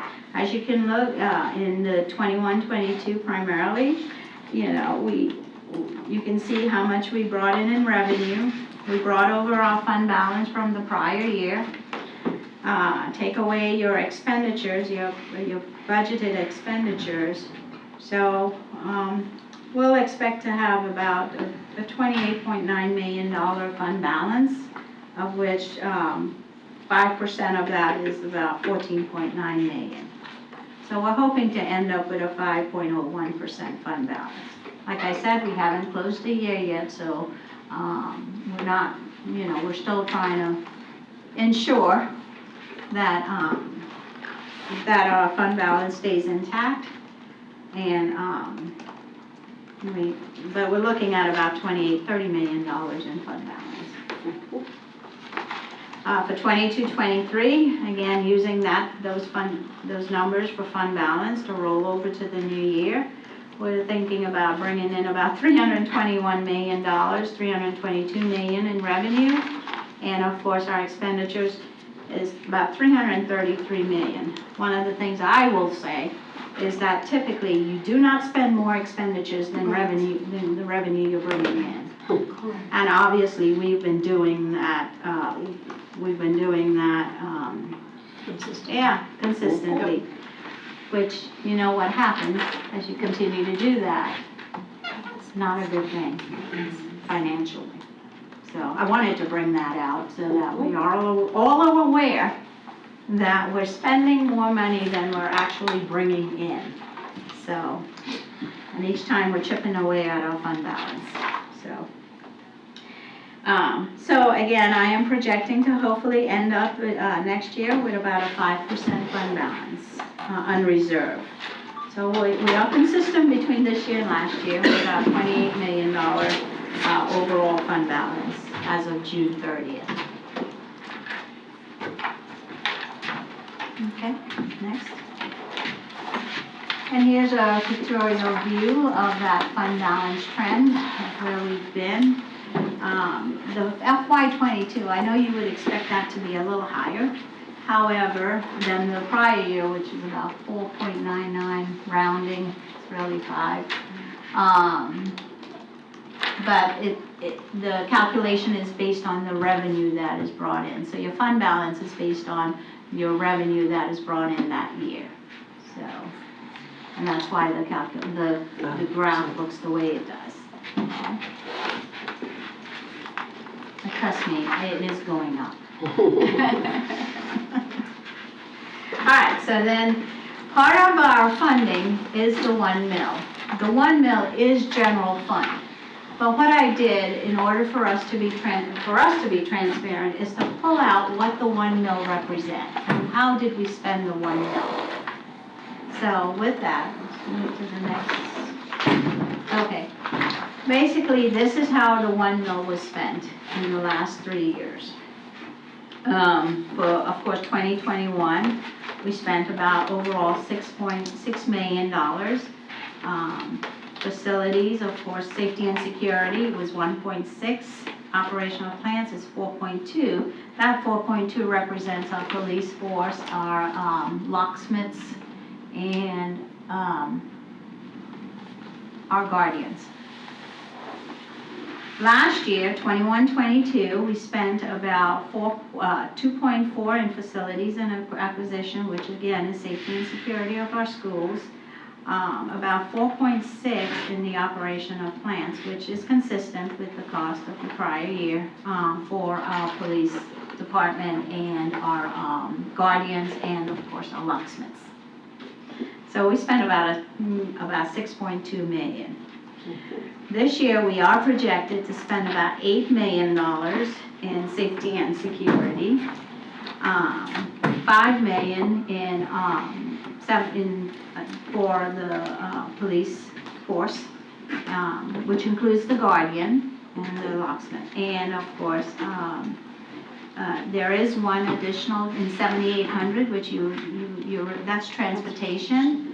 But what that is really we're replacing our Motorola radio system, I believe. So, and it is a safety and security expense, so therefore it's represented there. But because it's the radio system, it has to be represented under the function code of 7,800 based on our red book. Now, Susan, why do you show a jump for safety and security from 2.0 to 8.0 million? There, again, there's a significant increase there. It is targeted for safety and security of our buildings. I think there were like the single key initiative, I believe, that operations is targeting this year to try and get that key system under control. I think too many folks have keys to our buildings, right? Absolutely. And to the gates. Yes. So that is why it's budgeted there. Okay, thank you. Okay, so now going back over to next. And again, there's a deeper dive as far as how specifically are those funds being spent. And you can see where they were spent in the prior year. You know, they're all consistent with the salaries and benefits. And then, of course, you can see the capital outlay where we're targeting the dollars to, for the safety and security of our buildings. Where does it show the 2 million into the general fund for? You'll see it insurance? later. That's usually represented as a transfer, not as an expense in the budget. But you'll see it later. And they, Dr. Legato, to jump back a little bit, I heard you say we're spending more than we're bringing in. That's for this projected fiscal year. Yes. So do you have a percentage of how much we're overspending? Well, no, but if you go back to page 25, Uh-huh. as you're looking at the proposed 22-23, the first line is your fund balance of 28.9 million, right? Mm-hmm. And you're looking at, the idea is not to spend your fund balance funds. Right. Right? So you look at your total revenue, which is 321 million. Take away the expenditures of 333. You're spending more in expenses than you're bringing in your revenue. Do you see the 333 versus the 321? I do, yep. Yes. That's where I meant So- that we are spending more. So we're bringing in 321.9 million, essentially 322 million. Yes. And we are expending 333 million, so we can calculate the percentage from that point Yes. of overspending. Right. So I guess my question, because that concerns me greatly as a school district, or as a school board member, I don't feel like that exhibits fiscal responsibility on our end if that's how we're running our budget. So my question would be, how can we scale back? And is there an opportunity maybe for our department heads to review their individual budgets and see what can be trimmed, and maybe have a goal in mind for percentage of where we need, of what we want to meet for the trimming in order to keep from digging into our fund balance? We can do that. I think a lot of this has to do with our inflation of the cost that we're experiencing, and a lot of the expenses that we do experience are things that are needed. The idea is that... I fully understand the issue of inflation, but we have to adjust our spending based on that issue. I don't think the right thing to do is to dwindle down our fund balance, because I don't see inflation getting any better in the near future. So if we continue the practice of spending at the current rate, regardless of inflation, I think we're going to get into trouble. Right. Well, and a lot of it, remember, keep in mind, most of our expenditures are in the other kind. The highest of our expense are our salaries and benefits. Right. And then how do you handle that when, the classroom is large enough where we do need a teacher? How do you handle, certain things that when the need is there, you've got to do it. There's not saying, well, no, I can't do that because I don't have the money available. I do have it in fund balance. We can take that. But, it's just the decision-making process with the team, with Mr. Brodsky. Right. No, I totally understand that. That's why I'm not making suggestions as to exactly what we need to cut at this point, but I think it's something that definitely needs to be explored by our department heads, and maybe a report brought back to the board, just to see if there's any fat that can be trimmed anywhere. Yes. I think that's always a good idea for in every year, and to reassure you, Ms. Gilhousen, we do in fact do that. I think that I would point out that if we go through this whole budget process, you'll see at the end of the day that the fund balance, the projected spending, the amount of money that the district has at the end of the day, it will be 5%, which is right where we're at now, 5.01. So that's important. I see that in the proposal. I just, when I heard her say that, we're spending more than we're bringing in, obviously, I know that's bad practice. So I just want to make sure that we are addressing our expenditures based on today's market. And I know that that's difficult.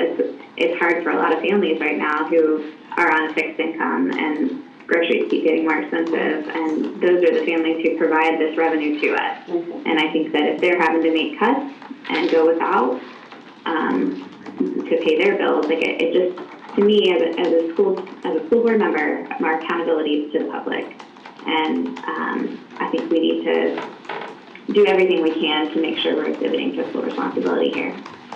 I agree with you, Ms. Gilhousen, and it's interesting that when you look back over the last 2 years, we've done the exact same thing. Our total revenues have not been as high as our total funds available for our expenditures. And we have maintained that fund balance. And one of the things that I've learned from Dr. Legutko over and over and over again is that this is a plan.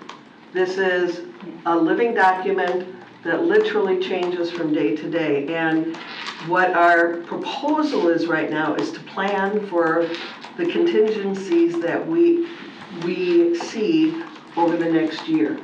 And that will vary. Right. I mean, gas in October is supposed to be less because we're getting a tax credit of some sort. Tax relief, whatever.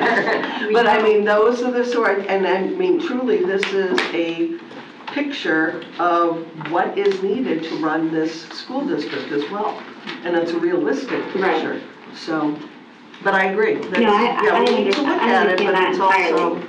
yeah. And we know that our Yeah. staff and Mr. Brodsky are always evaluating and looking for areas that can be trimmed and cut, so we appreciate that. Just brought 2 items that reduced costs to date. That's right. Voted on earlier. Yeah. The restructuring the Right. contract for $31,000 a year for the power squad. I think we're always Putting those looking. together, that's You right. are, we know that. Thank you. Thank you, I appreciate you addressing my concerns. Okay, all right, next. I'll go on page 3. This is a pictorial view of how our dollars are being spent with the 1 mil.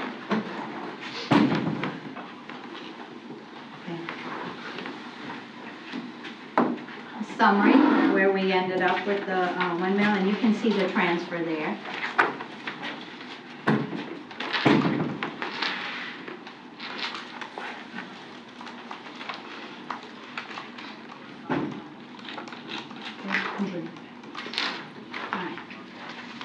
And here's a little breakdown of how all the dollars are being spent in the upcoming year.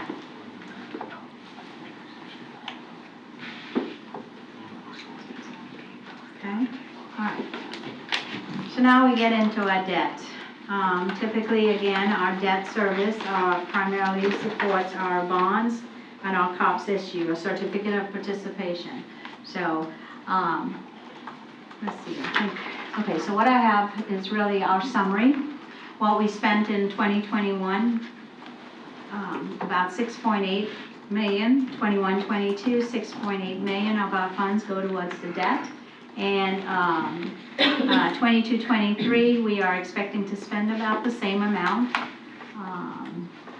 Again, part of our debt, some of the revenues that we do receive comes directly from the state. About 762,000 of those dollars are received directly from the state. The rest of it, it's under other financing sources, and it's generated through our LCIF, local capital improvement dollars, and that is transferred in. So that's where it's represented under the other financing sources. So once those dollars are transferred over to our debt service, it is used to pay, next slide. It is used to pay our COPS issues, which is the 2017, the 2012, the 2014, and of course, it also pays for our current bus lease that we do have, which was originally started in 2019.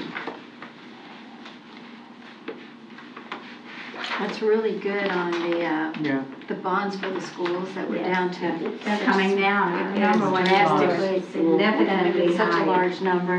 Yeah, I agree. And I think the bus lease was one of the smartest things we did, so. Dr. Kemp, Yes. thank you. Parents love that there's air conditioning for the In our students. buses. It's very important. Oh, especially this year, how hot it's been. Oh my Oh my gosh, Yeah. yeah. It's been I smoldering. think we didn't have it all those years. I know. Turned out okay. Yeah, we did. Jump off the bus. Well, yeah, What that's the true. hell? All right, going on, this is a summary of each year that's remaining to be paid for our bonds. You can see the bus lease, we have about $6 million left on it. Our state school bonds are coming down. We have 60,000. This is the last year for one, so that's awesome. That'll be paid off. And then our CONDS will probably increase somewhat. Our Special Act bond, which is again the racetrack bonds, we've got about $1.6 million remaining. Fleming Island High School, the refinance, that was going back to 2005. Series 27, there were several refinancing on that. We have about $1 million left on that. Oakley Pie LAJ 2012, $13.8 million.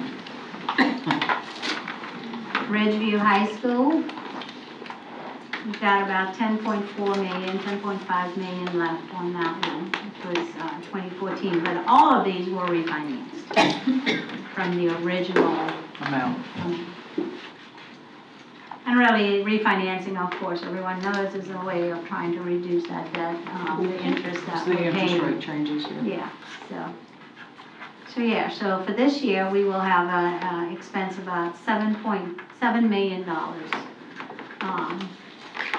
$7 million of our debt that will be paid, transferred from capital and revenues coming in from the state to pay for that $7 million price ticket that we will experience. All right, next. Thank you. Here's another summary.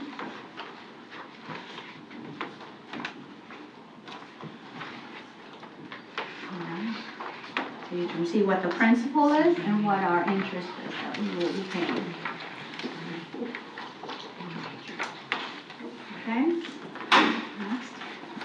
Okay, we're going to get into the capital projects. Next. This is a description of all our revenue sources for capital projects. Of course, I left PICO in there because it's a source. Hate the fact that they took it away from us. So one of these slides, it will go away because the funding has been removed from the state. I think you should leave it as a reminder. You think so?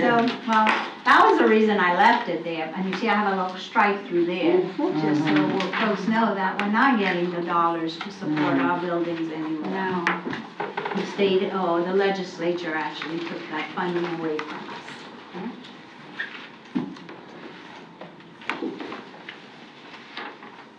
And it was recent, 1920. Well, they've been dwindling it every year for the last course, 7 yes. years. It was. Yeah. We were getting messed up and going to charter schools. Yeah, it's like everything else, you know, our technology funds, they dwindled it away, the general fund, they dwindled it away over the last several years, and guess what? This year, they took it away altogether. We did not receive our technology funds this year in the FEFP. So, again, how do you balance the budget? All right, so let's get into the revenues for capital outlay. So as you can see, we've got the local revenues, it's identified. Interest on investment, we're not sure yet. We really haven't collected a whole lot, about 19,000 last year. We could collect about that, but I'm just not sure. So that number could change in the September meeting, once we realize exactly what we've collected in this year and come up with an amount that's reasonable. So, a property tax, we collected 20.7 million, that's the 1.5 mil. And we are expected to collect about $21.1 million, which represents 96% of the revenue that was presented at the required local effort, millage, part of the presentation. So, Our sales tax, as we all know, that's the half cent. We are expected to collect about $15.5 million. Impact fees, $9.7 million. And why would that go down I was just gonna say. as we're building more? I think that was more of a projection. It could change between now and the end of, And I realize between now we and changed September. it to the point where they turn on the electricity and all of that good stuff. Right, But, right. We're still Yeah. collecting it. Yeah. Should collect more. And I think we've recorded all, we may have some more recordings of impact fees. We collected all our fiscal year, we collected everything, we got our last check like we did July. Mid-July? So the end of the Okay, fiscal yeah. year, yeah. So yeah, there could be an adjustment to this, as we get closer to the September, the final budget. Right. Where everything, what it looks like, where we are on everything. As far as state dollars, you can see we get a little bit for a gas tax refund. That's the gasoline that we do pay. We submit a report to the state, and we do get a little bit of money back from there, so we record it as revenue. Our CONDS is about 1.2 million. Of course, charter schools, they do get they have, the charter school portion there is a flow-through to us. It's not, but I need to record it as part of our revenue. So it comes in and it goes back out. So the total revenue is about $48.4 million. Go to the next. Okay, so how do we spend our capital outlay dollars? These are the required areas that we spend our dollars. This is sort of set in stone, you know. Our financial reports actually have these specific categories. It can't go in any other areas. So, as you can see, we spent about okay, so in last year, we spent about 4.7 million in building and fixed equipment. We spent about 7.5 in remodeling and renovation, motor vehicles, about 250, furniture and fixtures, about $908,000. Now that furniture, equipment, fixtures and equipment, that's the furniture that we send to the schools. So we're replacing furniture and the desks, the different areas in the classrooms. So why is that so high projected then? Okay, so typically, even last year's budget, typically we allocate the majority of the dollars that we do have against projects. So it's an estimate of what we are going to use those funds for. And you remember the advertisement of all of those projects that were out there. We try to allocate some of the dollars that will go towards those. We're just happy you didn't allocate anything for library books.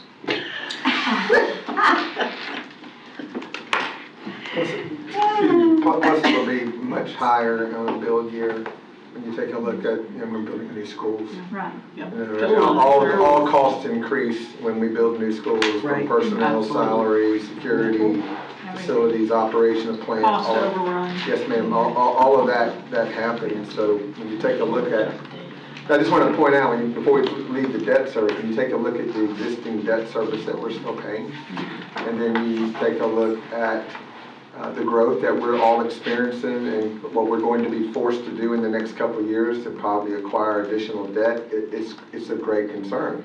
Existing debt was about $7 million that's coming out of, that's paid for out of the capital program. Now I'm saying that to tell you that if you take out, an elementary school now is costing $40 million. So on average, you're going to be paying $4 million in debt service a year, 9 to 10% a year. And debt service for a $40 million project, you take any new debt that we'd have to go into, plus the old debt, it quickly eats up what's available for the remaining 40-something schools to support. So we have to be very strategic moving forward in how we plan for when we acquire additional debt and how we acquire that debt, because we have to have the new schools. We have to be able to afford the new schools. And debt is an option, Right. but it's always an unintended consequence of that. But one thing the state forgot about with all the other And increases. unfunded mandates that take place that we have to fund actually takes us. So when you take a look at that, the capital transfers that come out to support the general fund, I mean, every district's having to do that. The more you reclass from capital, the more you take from capital to make up other things for the general fund, all districts are having to do it. But as they legally reclass things, it's for that plus the debt, existing debt service plus future debt service, all of that impacts our ability to support the 42 schools. 43. And the construction costs are gonna just That's increase like not the even, next school Ms. we build. Bullock, I'm so glad you said that. This is not my presentation, but I promise you.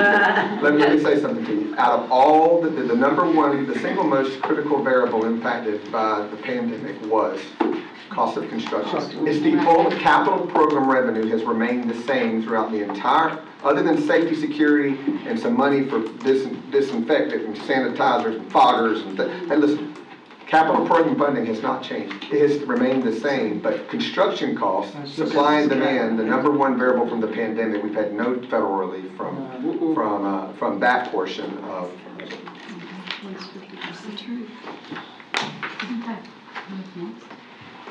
Okay, so in summary, our beginning fund, we're rolling about $70 million from prior year. Our revenues that we'll bring in is about $48 million. We have about $119 million left. Funds available. We've appropriated, like I said, we've appropriated the projects, so for about $94 million, we'll end up with about a fund balance of about $13.2 million.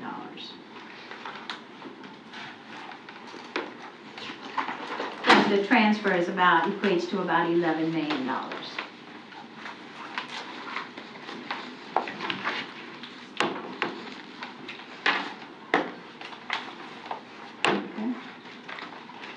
Okay, now we're getting into the special revenue, which is our Fund 400. 400 represents, we've got our food and nutrition program, food service, our special revenue, which is Fund 420, and then of course we've got all the special funding from CARES, ESSER, CRISA, ARP, all of those different names.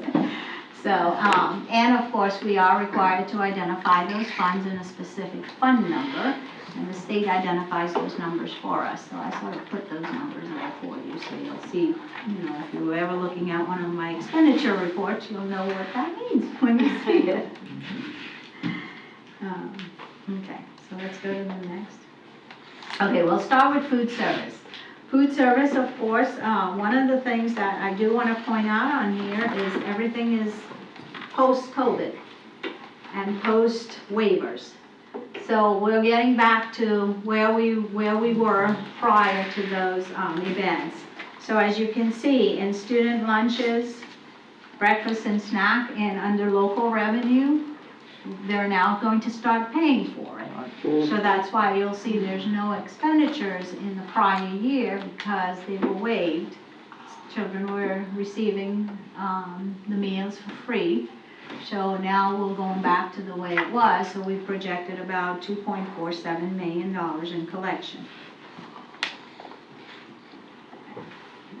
Then as you go down to the federal revenues, you'll see the same thing, because of the waivers will all go away. You can see the National School Lunch, we're now starting to generate revenues from there instead of the summer program. Prior years, the funding was coming from that summer program, federal summer program. So you can see whereas National School Lunch is now generating about will generate about $10.6 million. Last year they didn't generate anything. The Lunch Act, the breakfast program, the same. And you can see the huge drop in the summer food program because those waivers are no longer effective. Okay. So her total revenue is about $19.7 million. Let's move on to the expenditures. Okay, so last year, she spent about total in all the different categories, again, salaries, benefits, and of course, one of the highest is the food and supplies. She spent a total of about $21.6 million. She's projecting to spend about $20.7 million in food service. In summary, next. Okay. In summary, you can see she, what our beginning fund balance she brought over, it's about we're expecting to end up with about $10.4 million. So we brought that over to the new year. Her total revenue is about 19.7. She has about $30 million available. She's appropriated out about 20.7 million, which leaves her with about 9.4 million left, which is represents about a 4.80 fund balance. Food service, by federal, you are required to maintain at least 3 months of expenditures. So this well meets that percentage. Quick question, looking at salaries, if we're going to $15 an hour, does that reflect that on here? Because it appears that our salaries are going down. Yeah. Okay, Fewer. You know what I'm saying? yes, you are correct. I don't believe We're not going to have fewer she's going to employees, have, but it's going to come out of her fund balance once the change takes place. I don't believe it's included in here okay, because our system didn't pull, we haven't changed the records yet. right. We're still working on that. So you are correct. That number will change to what that impact would be for food service. I don't have that right now with me, but I do know that that number is going to change to reflect that by September, I'm sure. And I know that that fund balance is critical to start the new year. I mean, the next fiscal year for her. Oh, yeah. Because that's the beginning of the school year, literally. Yeah, So exactly. Yeah. I thought maybe with the capital that could be a outlay, concern. yeah, the capital outlay increase, it automated our system, and we have fewer employees. Just kidding. Yeah. That's a huge, that's a good increase and Yeah. drop on the proposed number. Yeah, I was wondering that too.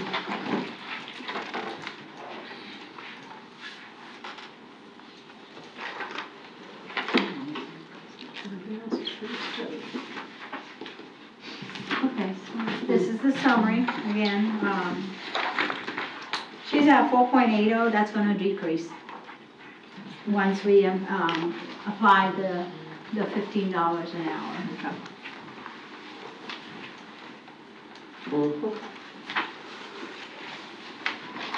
Okay, so now we're going into special revenue, the 420.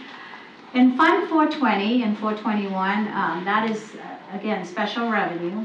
It is federal revenue. I will say even Fund 44, which is the CARES funding, they're all under the same umbrella.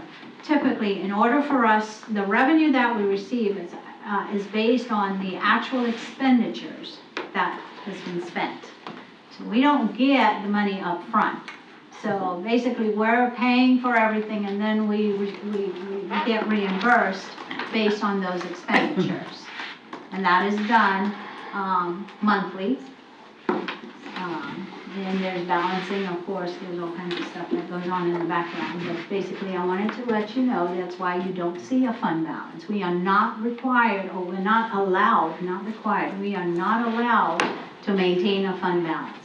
If there's even $100 in there, I will be fined. So it's always a constant to make sure that our expenditures match our revenues. So basically, for last year, in just a Fund 420, and again, 420 represents our Title I, our Title II, ESOL, IDEA, those types of expenditures.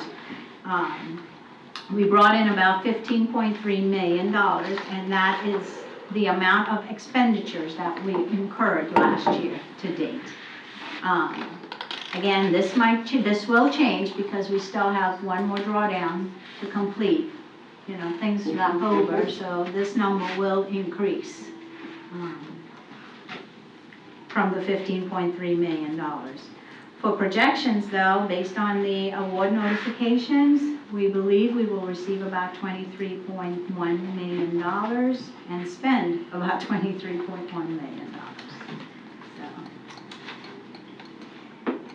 And then the next slide is how were those funds spent. You can see by function. Primarily, we target those funds for instructional. And again, that's the purpose of our federal funds, is to supplement our current instructional programs. Okay, and then go on.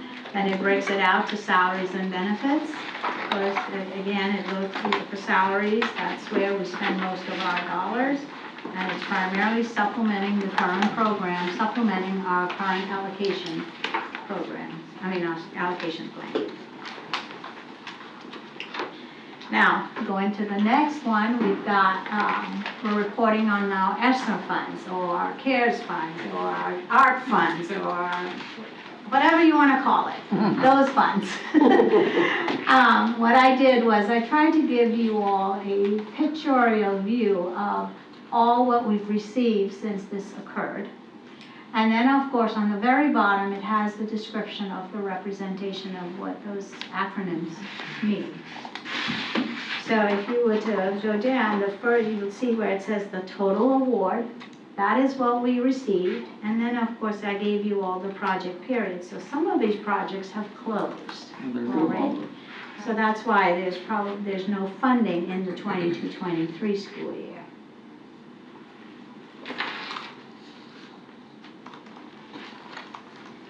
The ones that are still available are, again, our CRISA Act EXA 2, the advance. We still have a little bit of funding there. Some of the lump sum.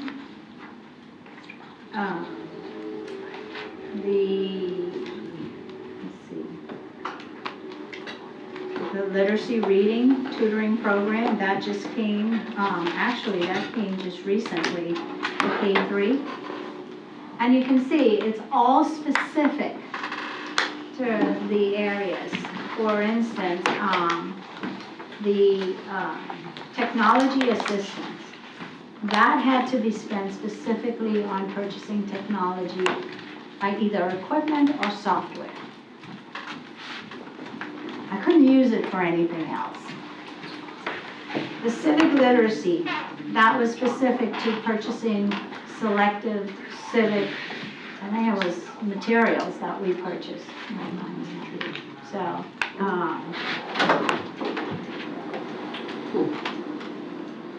we received about, and just looking at that one, we received about $140,000. We still have $140,000 available. However, our timeline is from December 21 to September 23. So when districts, when the state or the legislature says that we're not spending our money, they're giving us all this federal money and we're not spending it. It's not that we're not spending it, we're staying within our timeline. And we're trying to use our dollars as best as we could and stretch it as much as we could so that we can cover some of the needs, supplemental needs at the school level. Okay? Which are generally required by the legislature, but not funded. Exactly. Exactly. And not funded. And not funded, that is exactly right. So, again, and there should be more to come. I believe there's some applications that are being submitted for various reasons that's not on this list.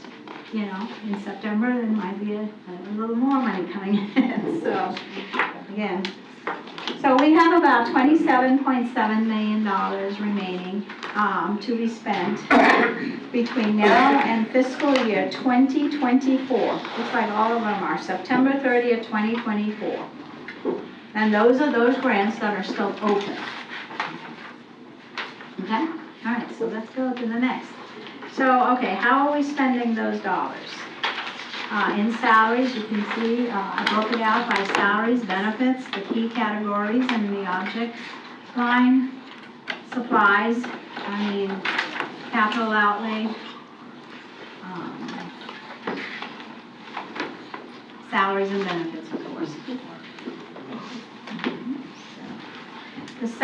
The next page, which is the function, I gave you an extra page. I apologize, I keyed in the wrong amount under the wrong function. So where you see school administration, there's about 6.7 million. That's incorrect. It should be right down next to it, under 7,400, which is targeted for the HVAC replacements at our schools.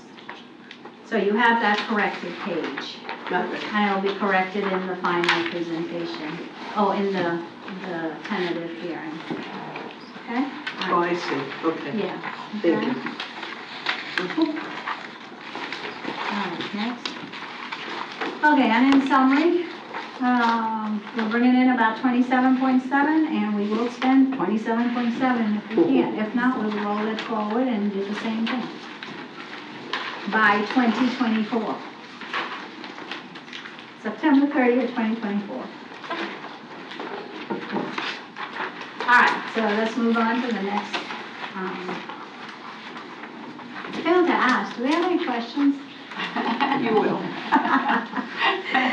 All right, so next we'll go to the 7-Eleven. Now, the 7-Eleven fund is an internal fund. It's not really one that's represented in our final budget advertisement, but it is our self-insurance fund that takes care of our liability insurance.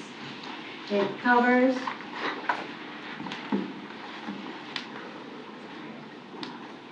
covers our property, our automobile liability, workers' comp, active assailant. We've got to maintain insurance over our storage tank, because we do keep gas around. Errors and omission, student accident, cyber risk, and boiler and machinery. So this is our coverage, our liability coverage, insurance, similar to homeowners insurance. We've got to maintain that expense. So what did we spend and what are we proposing to spend? Of course,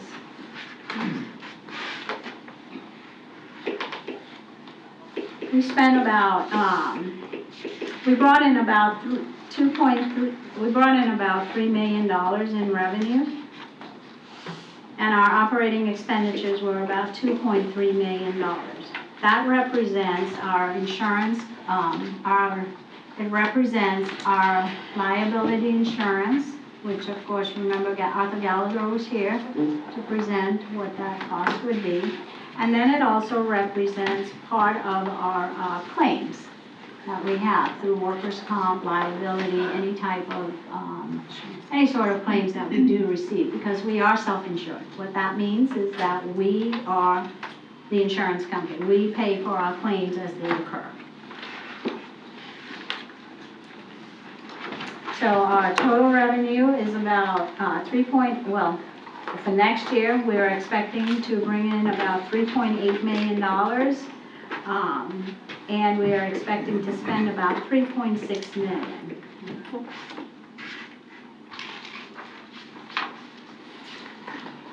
We are, right now, as you can see, where we ended up with about a $7 million net asset sitting in there, sort of like a fund balance. What have we brought in as it relates to our revenue for workers' comp? That is an expense that is taken from the salaries and benefits. As you know, it's one of the benefits that it's actually paid for. So what has happened over the years, we have increased that net asset fund. And as you recall, several years ago, we had no funding in there. If you remember, years ago, we were less than we couldn't even pay for our claims. So over the years, the idea was to try to increase that fund balance, or to increase that bucket of funds so that we can pay for a catastrophic event. Well, annually, we also have an actuary take a look at this program, and that's the requirement of being self-insured. You have to have an actuary service done to determine how much revenue do you have to maintain in order to keep up with your claims, what could potentially happen.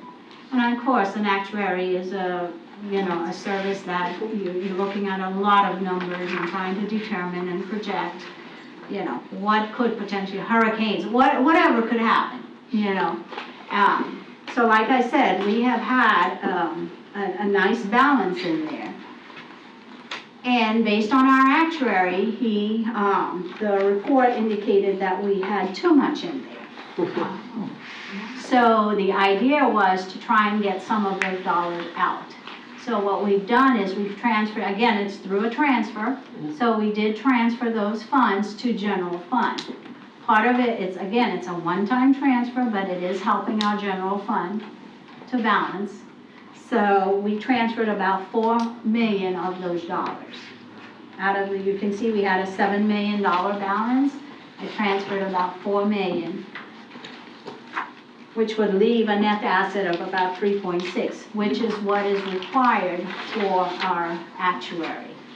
It's actually a little more than what is required. I'm not comfortable taking it down to what is required. So that is where you will see that $4 million transfer. Okay, so next. Okay, so basically you can see we have what represents the actual revenue that's coming in that fund. And I wanted to show you guys what that is. The charges for services, which is 2.5 million, which is again that workers' comp, what is it, 1.43% that is charged to our benefits. That is a requirement that we do every year. It's FICA, Medicare, insurance, workers' comp. And then, of course, the premium revenue, which is for coming in from the capital to pay for the policies. So that's part of the revenue that comes in. And then, of course, interest. We've got to recognize some interest that is sitting there, so that's about $25,000. It represents about 3.919168 total. So when you look at your revenue all the way on the top, go back to one screen, right there where it says 3894168. If you take that number and you add the 25,000 on that page, it will equal the 3919168. I want it to be as transparent as I can so everyone understands what that means as it relates to an internal fund and how those dollars move interchangeably with the general fund. Okay? And next, I wanted to talk about this Fund 712. There's really, the Fund 712 will be a new fund that we will be creating. There's nothing right now because we're still in the process of developing, creating, and making sure that we have the system in place to handle the transition. Now, of course, this fund is similar to our self-insurance fund 711. It is a fully insured, it's not fully insured, it's our self-insurance health plan. We are currently fully insured, and effective October 1, we will be self-insured. What that means is, of course, I sort of try to give you an explanation of what fully insured program allows the district to pay a negotiated rate, fixed premium to our insurance carriers to cover the employees' claims, health insurance claims, employees' claims, regardless of the value of the claims. Our self-insurance program allows the district to assume all costs associated with the employee medical claims, and we assume the risk. So what that means is we now become that agent. I will say nothing has changed. Nothing will change with our health insurance program. Everything stays the same. You still have United, everything remains the same. The only difference would be that you would receive your insurance card that you typically would every year when we renew, and then you will also get a drug card. That's the only difference. You are receiving a drug card that we use for your prescription. I hate to say drug. I'm looking at Kenny over there. I don't want him to come. Prescriptions. Prescriptions. Yeah. I don't want him to come and arrest you. Should have done it early, before you do the presentation. So anyway, so I wanted you all to be aware that that will be coming as well. That's going to be a change in the next presentation. Oh, it may be at the final, I'm not sure yet. We're just trying to figure out the numbers at this point. But we do have a great idea, yes. Has it been decided yet on what that cap is per employee before the reinsurance carrier kicks in? Or It's we the, were at 250, yeah, it remains 300? the same. It was whatever, it's the same plan. Nothing has really changed on that. No, I'm not talking about the premium, I'm talking about the cap on Just talking what about we the pay. stop loss. Oh, the stop loss? Stop No, we're loss. still waiting on those numbers. I believe that will be some of the documents that we will present to the. That way everybody board. understands What that, our stop loss Right. is, yes. yeah, we're not gonna be paying millions of dollars out. No, no. There is protection, just Yes. like the Arthur Gallagher, the way they presented, there is a stop loss. They call it something else, our retention. So yes, there is a number that's, we are looking at as it relates to that.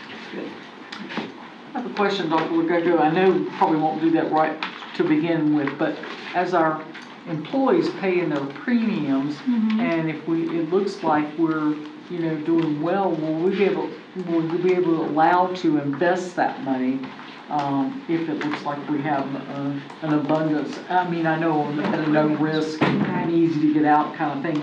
Is that a possibility as well? Oh, well, I will say currently, we do invest our Okay. cash. You're talking about the cash that's brought in, right? For the premiums, Yes, that's yes. correct. Our dollars are sitting in our bank accounts, and Okay. some of them do go to, what is it, SBA and what's the other one?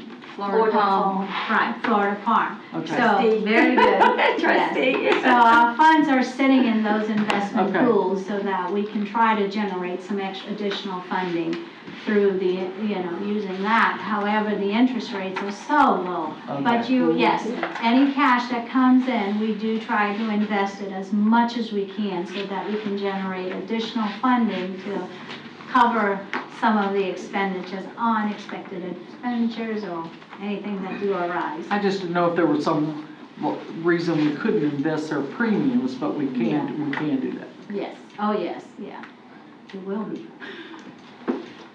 All right, so moving forward. All right, so we're at the end.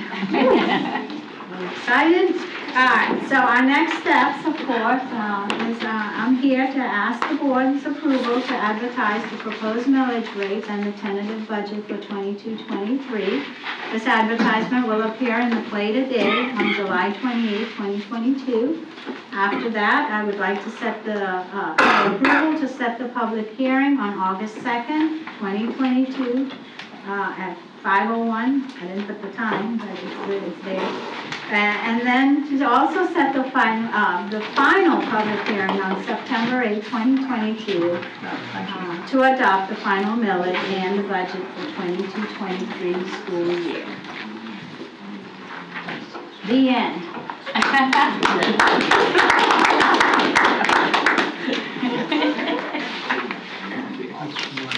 Okay. Same one.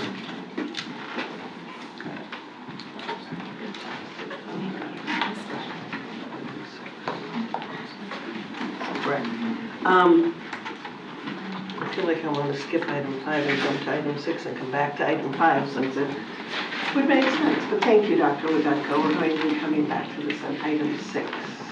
We need the facilities review. We have to do a facilities review next. It's item 5. Oh, okay, that we was will- mine.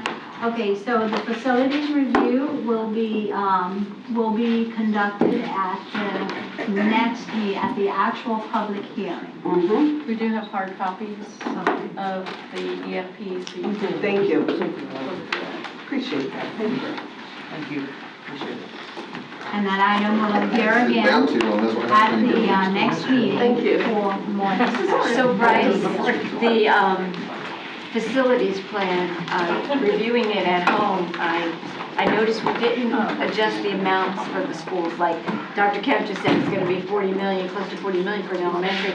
And I think we budgeted 26, but I think in here it still says 23. Are you talking about the tables? Yeah, So so we have, back we into still the- have to base the cost of construction on the student, the cost per student station, which is given to us by the state. Oh, okay. So that's why those numbers are reflected like that. Well, that just seems. Which doesn't It's seem confusing. realistic at all. Yeah. Yeah, it's confusing. I was thinking Well, that it's as not well. really transparent for the actual cost. You know, it's that. Okay, so we have the review available? No, it's not. There's no, this will be Yeah, that's tentative coming based back on on? And you're just going the to be, tentative budget. right, are you doing a presentation at that meeting as well? Yes. Awesome, awesome. So there will be, this gives us the plan prior to the presentation so that we can review this and start typing up all of our questions that will be. Right, and you'll know all the answers at the tip of your fingers. That's perfect, that's perfect. So we're not reviewing this at all today? No, this is just an opportunity to Yes, no. review, to get it, and then. So it's what we did last year, we gave it as a hard copy, and you guys didn't have time to look at it. But officially, it'll be presented at the meeting for the public as well. And it is attached to this, so if the public would like to review it, it's attached to this item on the agenda here. So Mary, you're getting what you want, move on to the next one. I am, but I'm pausing because Ms. Bullock stepped out. Well, then I'll chat for a second. For in the future, when we do handouts, and Susan, yours too, let's use the whole page. For those of us who are getting old eyes. This is like the smallest font. I mean, look at that. What is it, a 7, a 5? I'm like, That's part of the test. so let's use the full page and not have all this white space. I'm nitpicking, but. You're nitpicking, but truly, in the advertisement that's going to the public, That's it so will tiny. be this size. Yeah. And it is this size But the rest as of the the book, it doesn't have advertisement to to be the that public. small. We can use the full page. I mean, look, come on, people. But you will notice a difference in this, in the EFP as far as changes in strategic projections for new schools and new sites moving forward. And that's a direct result of the cost of construction and what it's costing us. So it's really forcing the team to take back and look strategically at, with limited resources, where's the best place to address, to apply those resources. So you'll see on page 4, you'll see a statement in there specifically talking about changes in projected new school sites moving forward and how we have to best utilize the time. Time is a big variable when you're talking about collecting impact fees every year and trying to save up as much as we can so we don't have to go in as much debt later. So, y'all, if you have any questions about that, just let me know, because it's we're having to constantly adjust when things are costing twice as much. So what do you think your timeline is going to be for the new school that we're working on? Is there a delay on materials? Is that going to affect? Spring Park is going to open on time under budget because the superintendent basically said that's what's going to happen, so that's going to happen. Thank you, Dad. Superintendent's going to be out there painting. He's But gonna be out there thankfully- painting. Honestly, thankfully, we did a year jump ahead. If you remember, you did that early GMP, and if we would not have done that, that school would not be ready. So Awesome. thankfully, we were planned ahead of time. David Kramer's doing a great job, and we will open that one on time. We will be making adjustments moving forward as far as what we're doing next. You'll see that in the EFP. I think when we're limited resources, you have to use it in high growth areas that are coming first. Right. Which means tough decisions ahead. But we do not want to incur debt. If we have to, we want to minimize that the best we can. Well, and that's the worry, with, like you said, the material costs have skyrocketed. Yes, ma'am. And I assume some of that cost increase is the fact that we're building it hardened. We're not coming back, so we can't forget about that. Some of that code changes, code requirement changes, when you're talking about hardening the facilities up front. We do a great job, and Business Affairs helps us as well, but we do a great job in maximizing the different types of stream money to be able to use different money, different fund sources for different projects. It's really critical that you leverage everything that you can, because the cost per student station, you know, we're required by law to meet, by legislation, to meet cost per student station. But when schools cost twice as much, That's why that table's confusing. table's very confusing because it's not possible to do it in this market. And so we're having lots of conversations at the state level. Our team just submitted our feedback to the state on cost of projects and what's happening to us. And once again, I just want to say, not my soapbox, but there's been no additional capital revenue throughout the entire pandemic due to cost of construction, supply and demand. Windows right now, we just received yesterday, if you try to do anything with a window, it's 25% more now. I mean, and that's huge. When you talk about window replacements at Green Cove Junior, and it's a concern because we only have so much. And when we have to build those new schools, if you go into debt, then all your money that you have coming in is going to debt service for 3 or 4 schools, new ones. Our next 2 slotted, you'll see it, and we'll talk about it presented, but the next 2 slotted will most likely be a K-8 in the Saratoga area and a high school. A K-8 right now, look what happened to St. Johns County, the board next door. They sent it back, too much money, came back, $3 million more a month later, and they took it. And it's the same company. And they approved it. Yeah. But you're talking about a K-8 right now, it's gonna be about $60 million. Now, high school, conservatively, is going to be about $120 million. So I'm just saying, if you think about the debt service on just 2 projects like that, it could consume every bit of revenue that we have to support the schools. That's my worry. Oh, yeah. And I just want to always convey that to you and be transparent about that, because we have to be strategic. It has to be fluid, just like this board has to be fluid. We have to make changes on the dime, right? As construction changes, we have to make, with limited resources, we have to say, okay, where's the highest growth? That means we have to look at some tough decisions ahead as far as maximizing capacity in your other 42 schools. Mr. Bickner, are there 2 motions that need to be made, or just the one that you provided us? It looks to me like there's just one. The one that you just provided us? The one that I That's what I provided you thought. was what was provided to me is what was done last year. Got it. Madam Thank you. Yes. May I say something before Please. we continue? I would remiss in not doing this. I want to personally and publicly thank Sonia Finley. Oh, yes. She has been my rock, my right-hand person and everything. Without her, we would not have been able to get this done. Hours and hours, late nights have spent, both of us, trying to get, and she has been just, willing to do whatever it takes to make sure we get this right. So I just wanted to Well, like publicly you said, thank you. everything changed on Tuesday. Yeah. Exactly. We've got the certification from the state. Right, so I wanted to Amazing. publicly thank you. Thank you for all your hard work. Obviously a rock star, obviously. Now, I don't want to publicly say that Doc was a little grumpy through the process. Our doc? Really? Just a little, but his discussion takes it personal, and that's appreciated, but she does a great job, thank you. Well, you have to quit asking for more money, that's all it is. 7 drawers, gum, I still don't have nobody, but I say it quite frankly. all that. Sleepy. She's gonna make a neon sign for it that says new. So, at this point, I will entertain a motion to authorize publication of legal notices and advertisement of a public hearing to be held on August 2nd, 2022 at 5:01 p.m. on the proposed millage rates and the tentative budget. I'll move approval.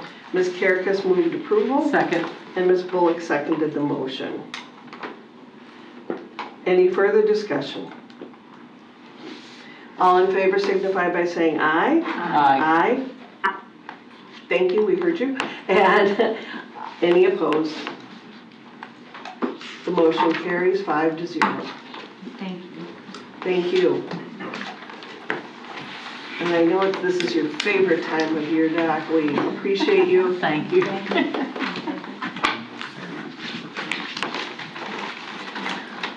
All right.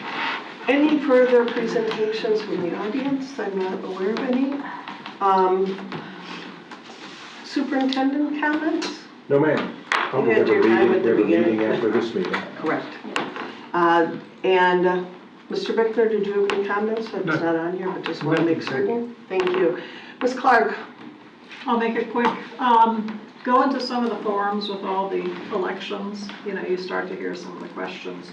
So I was wondering if Ms. Ellis could, the portable issue continues to come up. So instead of us just saying we're working on it or we plan to improve it, we know, I'm wondering if we could do like a 5-year.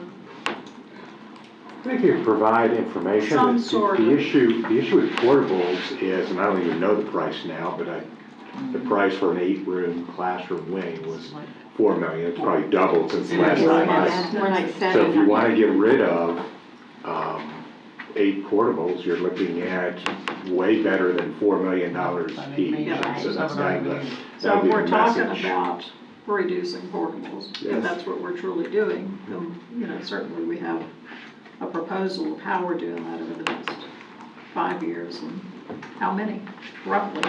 It doesn't have to be exact, but just something that we can give folks when they ask. I mean, it's more of a security issue than anything for everybody, so we just wanted to address it. Well, I know like at Keystone Elementary, when the project's completed there, some of those portables will come out. So I know we've already reduced a certain number. Trying to do a one-to-one swap where we can. And, Yeah. if you talk about $4 million for 8 classrooms right now, the cost of that. And we also need to get creative with the cost of construction and possibly looking at where we can to do, I know we typically haven't done that here except for a high school, but it's a 2-story. Cost to do 16 2-story is a lot less than 2 1-story 8 classrooms. So we do a 1-for-1 swap. So where we're replacing the classrooms in the old media centers becoming new classrooms, that we're going to take away portables as we do new classroom space. It is a opportunity to serve when you start looking at 1,000 portables. 1,000 portables, and if we were to truly convert to permanent space, it would truly eat up the entire 30-year revenue stream with growth With no of it maintenance first. on anything. With no maintenance on anything.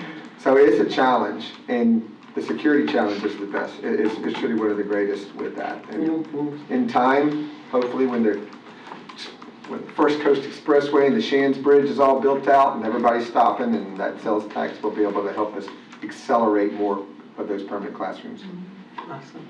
We need more car dealerships. And then, That sales tax. we didn't acquire them overnight, so we're not going to eliminate them overnight. It does take time. But I think we can give a good idea of what is happening. Ms. Gilhausen, would you like to go next? Sure. So obviously it's no secret we've made national headlines, the Clay County School Board. Our last board meeting went viral, and as a board member, I am very disappointed in the way that Mr. Bickner addressed Mr. Friedman when he was at the microphone. And I think that it created a situation that could have been handled much more delicately, and it was a misrepresentation of the board's attitude towards the public comment on the issue of pornography in school libraries. That being said, I have reviewed Mr. Bickner's contract, and from what I can see, it looks like the 1-year anniversary is in December of this year, and there is language in there that, given 16 weeks notice, the board has the opportunity to conclude the contract at the 1-year mark. And I, for one, am interested in pursuing that avenue, and I just wanted to give adequate notice to all of the board members, the superintendent, and the attorney as well. And I would welcome your input on the where we go from here. Well, I'd like to say something. Go ahead. Having sat at that meeting with you, Ms. Gilhausen, and you were the acting chair as the vice chairman, I was very disappointed that it got to the point where, as the chairman, it wasn't controlled, the meeting wasn't controlled, and it was allowed to get to that spot. And I don't think this is the appropriate avenue. I think Mr. Bickner was explaining law and statute, and He did more than explain law and statute. When you address a member of the public and tell them to shut their mouth, they might learn something, that comes across as incredibly arrogant. And it is such a misrepresentation of the board's attitude. well, I'm not gonna get into it with you, Ms. Gilhousen. I think the meeting was not handled appropriately as an acting chair. I think it shows me that for the future, if we get to that point, that maybe you're not the person that should be the chairman of this board, because you didn't control it, you didn't handle it in the proper procedure, and it was allowed to happen, and it shouldn't have. And on that, So if you had been the chair, from what I understand, what I heard you say during the board meeting was that we should have cut his microphone. So you feel like that was the appropriate way to handle a volatile situation, was to escalate it and deny a citizen the right to speak at a public meeting? I think as the chairman, you should have tapped the gavel and asked him to please stop talking, but you never did. You didn't do anything. You sat there, didn't say a word, and that, I think, was the problem. That's not true. I allowed Mr. Bickner to address the speaker, and hindsight, I wish I would have interrupted Mr. Bickner sooner, but I did interrupt him, and I turned it to Mr. Daly at that point to address the gentleman's concerns. That's the way I handled it. My only regret is that I didn't act more quickly to cut off Mr. Bickner's commentary.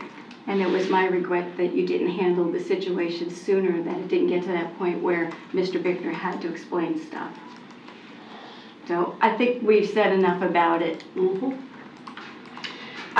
Ms. Gilhousen, thank you for sharing your concerns, and I do believe you are asking us to take this into consideration, which we will. That's correct. And that is something that we can all go back and review the film. We can review our concerns if we have them and bring it to a future meeting. As we see necessary, as we see needed. If there's a workshop that needs to be done or whatever, we can continue to discuss it. Any other concerns, Ms. Gilhousen? Comments? That's all from me. Sorry. Thank you. Thank you. Ms. Karakas? I don't have anything, thank you. Ms. Bullock? Well, just in regard to what Ms. Gilhousen said, it was a very difficult night, and I believe everybody was put in a very difficult situation. So, you know, there's no real guide for all those kinds of things. But anyway, on to our congratulations to our Teacher of the Year. What a great and honorable thing for our district. It's quite a fantastic thing. And when you think about all the teachers that are represented throughout the state of Florida, and to come out to be the number one person is quite a kudos for her.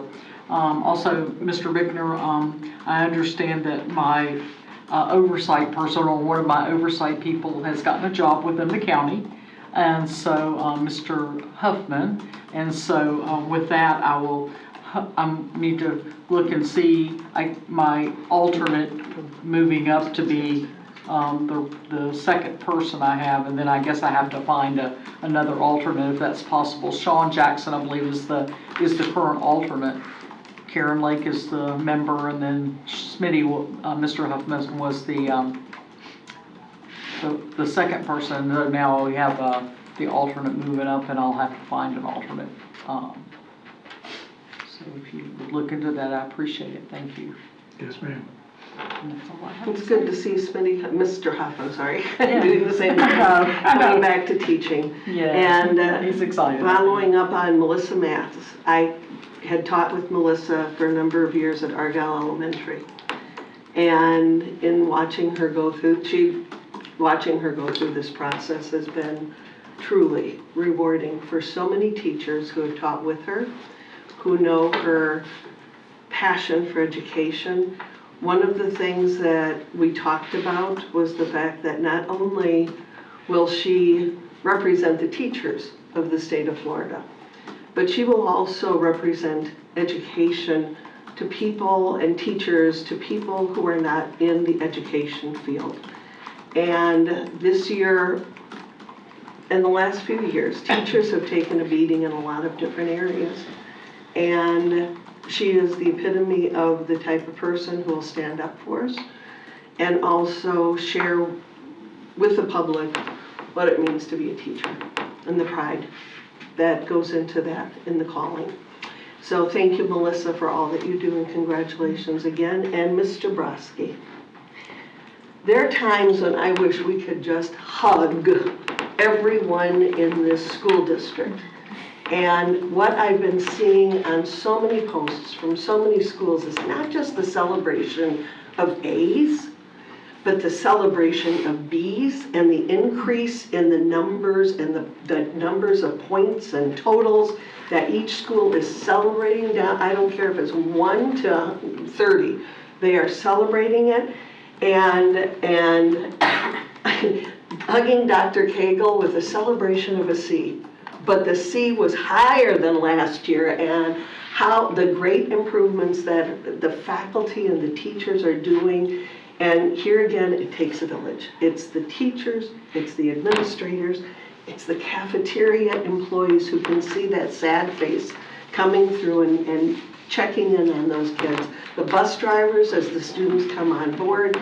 I am looking forward, we will have a school board meeting before the first day of school, but I just want to take the opportunity to welcome everybody back August 2nd. Which seems like tomorrow. I mean, and it's like blink, the summer's gone. So teachers, everybody, enjoy these last couple of weeks. Go out and do something for yourselves. Read a good book, sit on the beach, sit at the pool, I don't care. Hug your kids. So, and on that note, this meeting is adjourned. Thank you. And we'll be meeting in here or next door. Okay, thank you. Ms. Gilhousen, are you still there?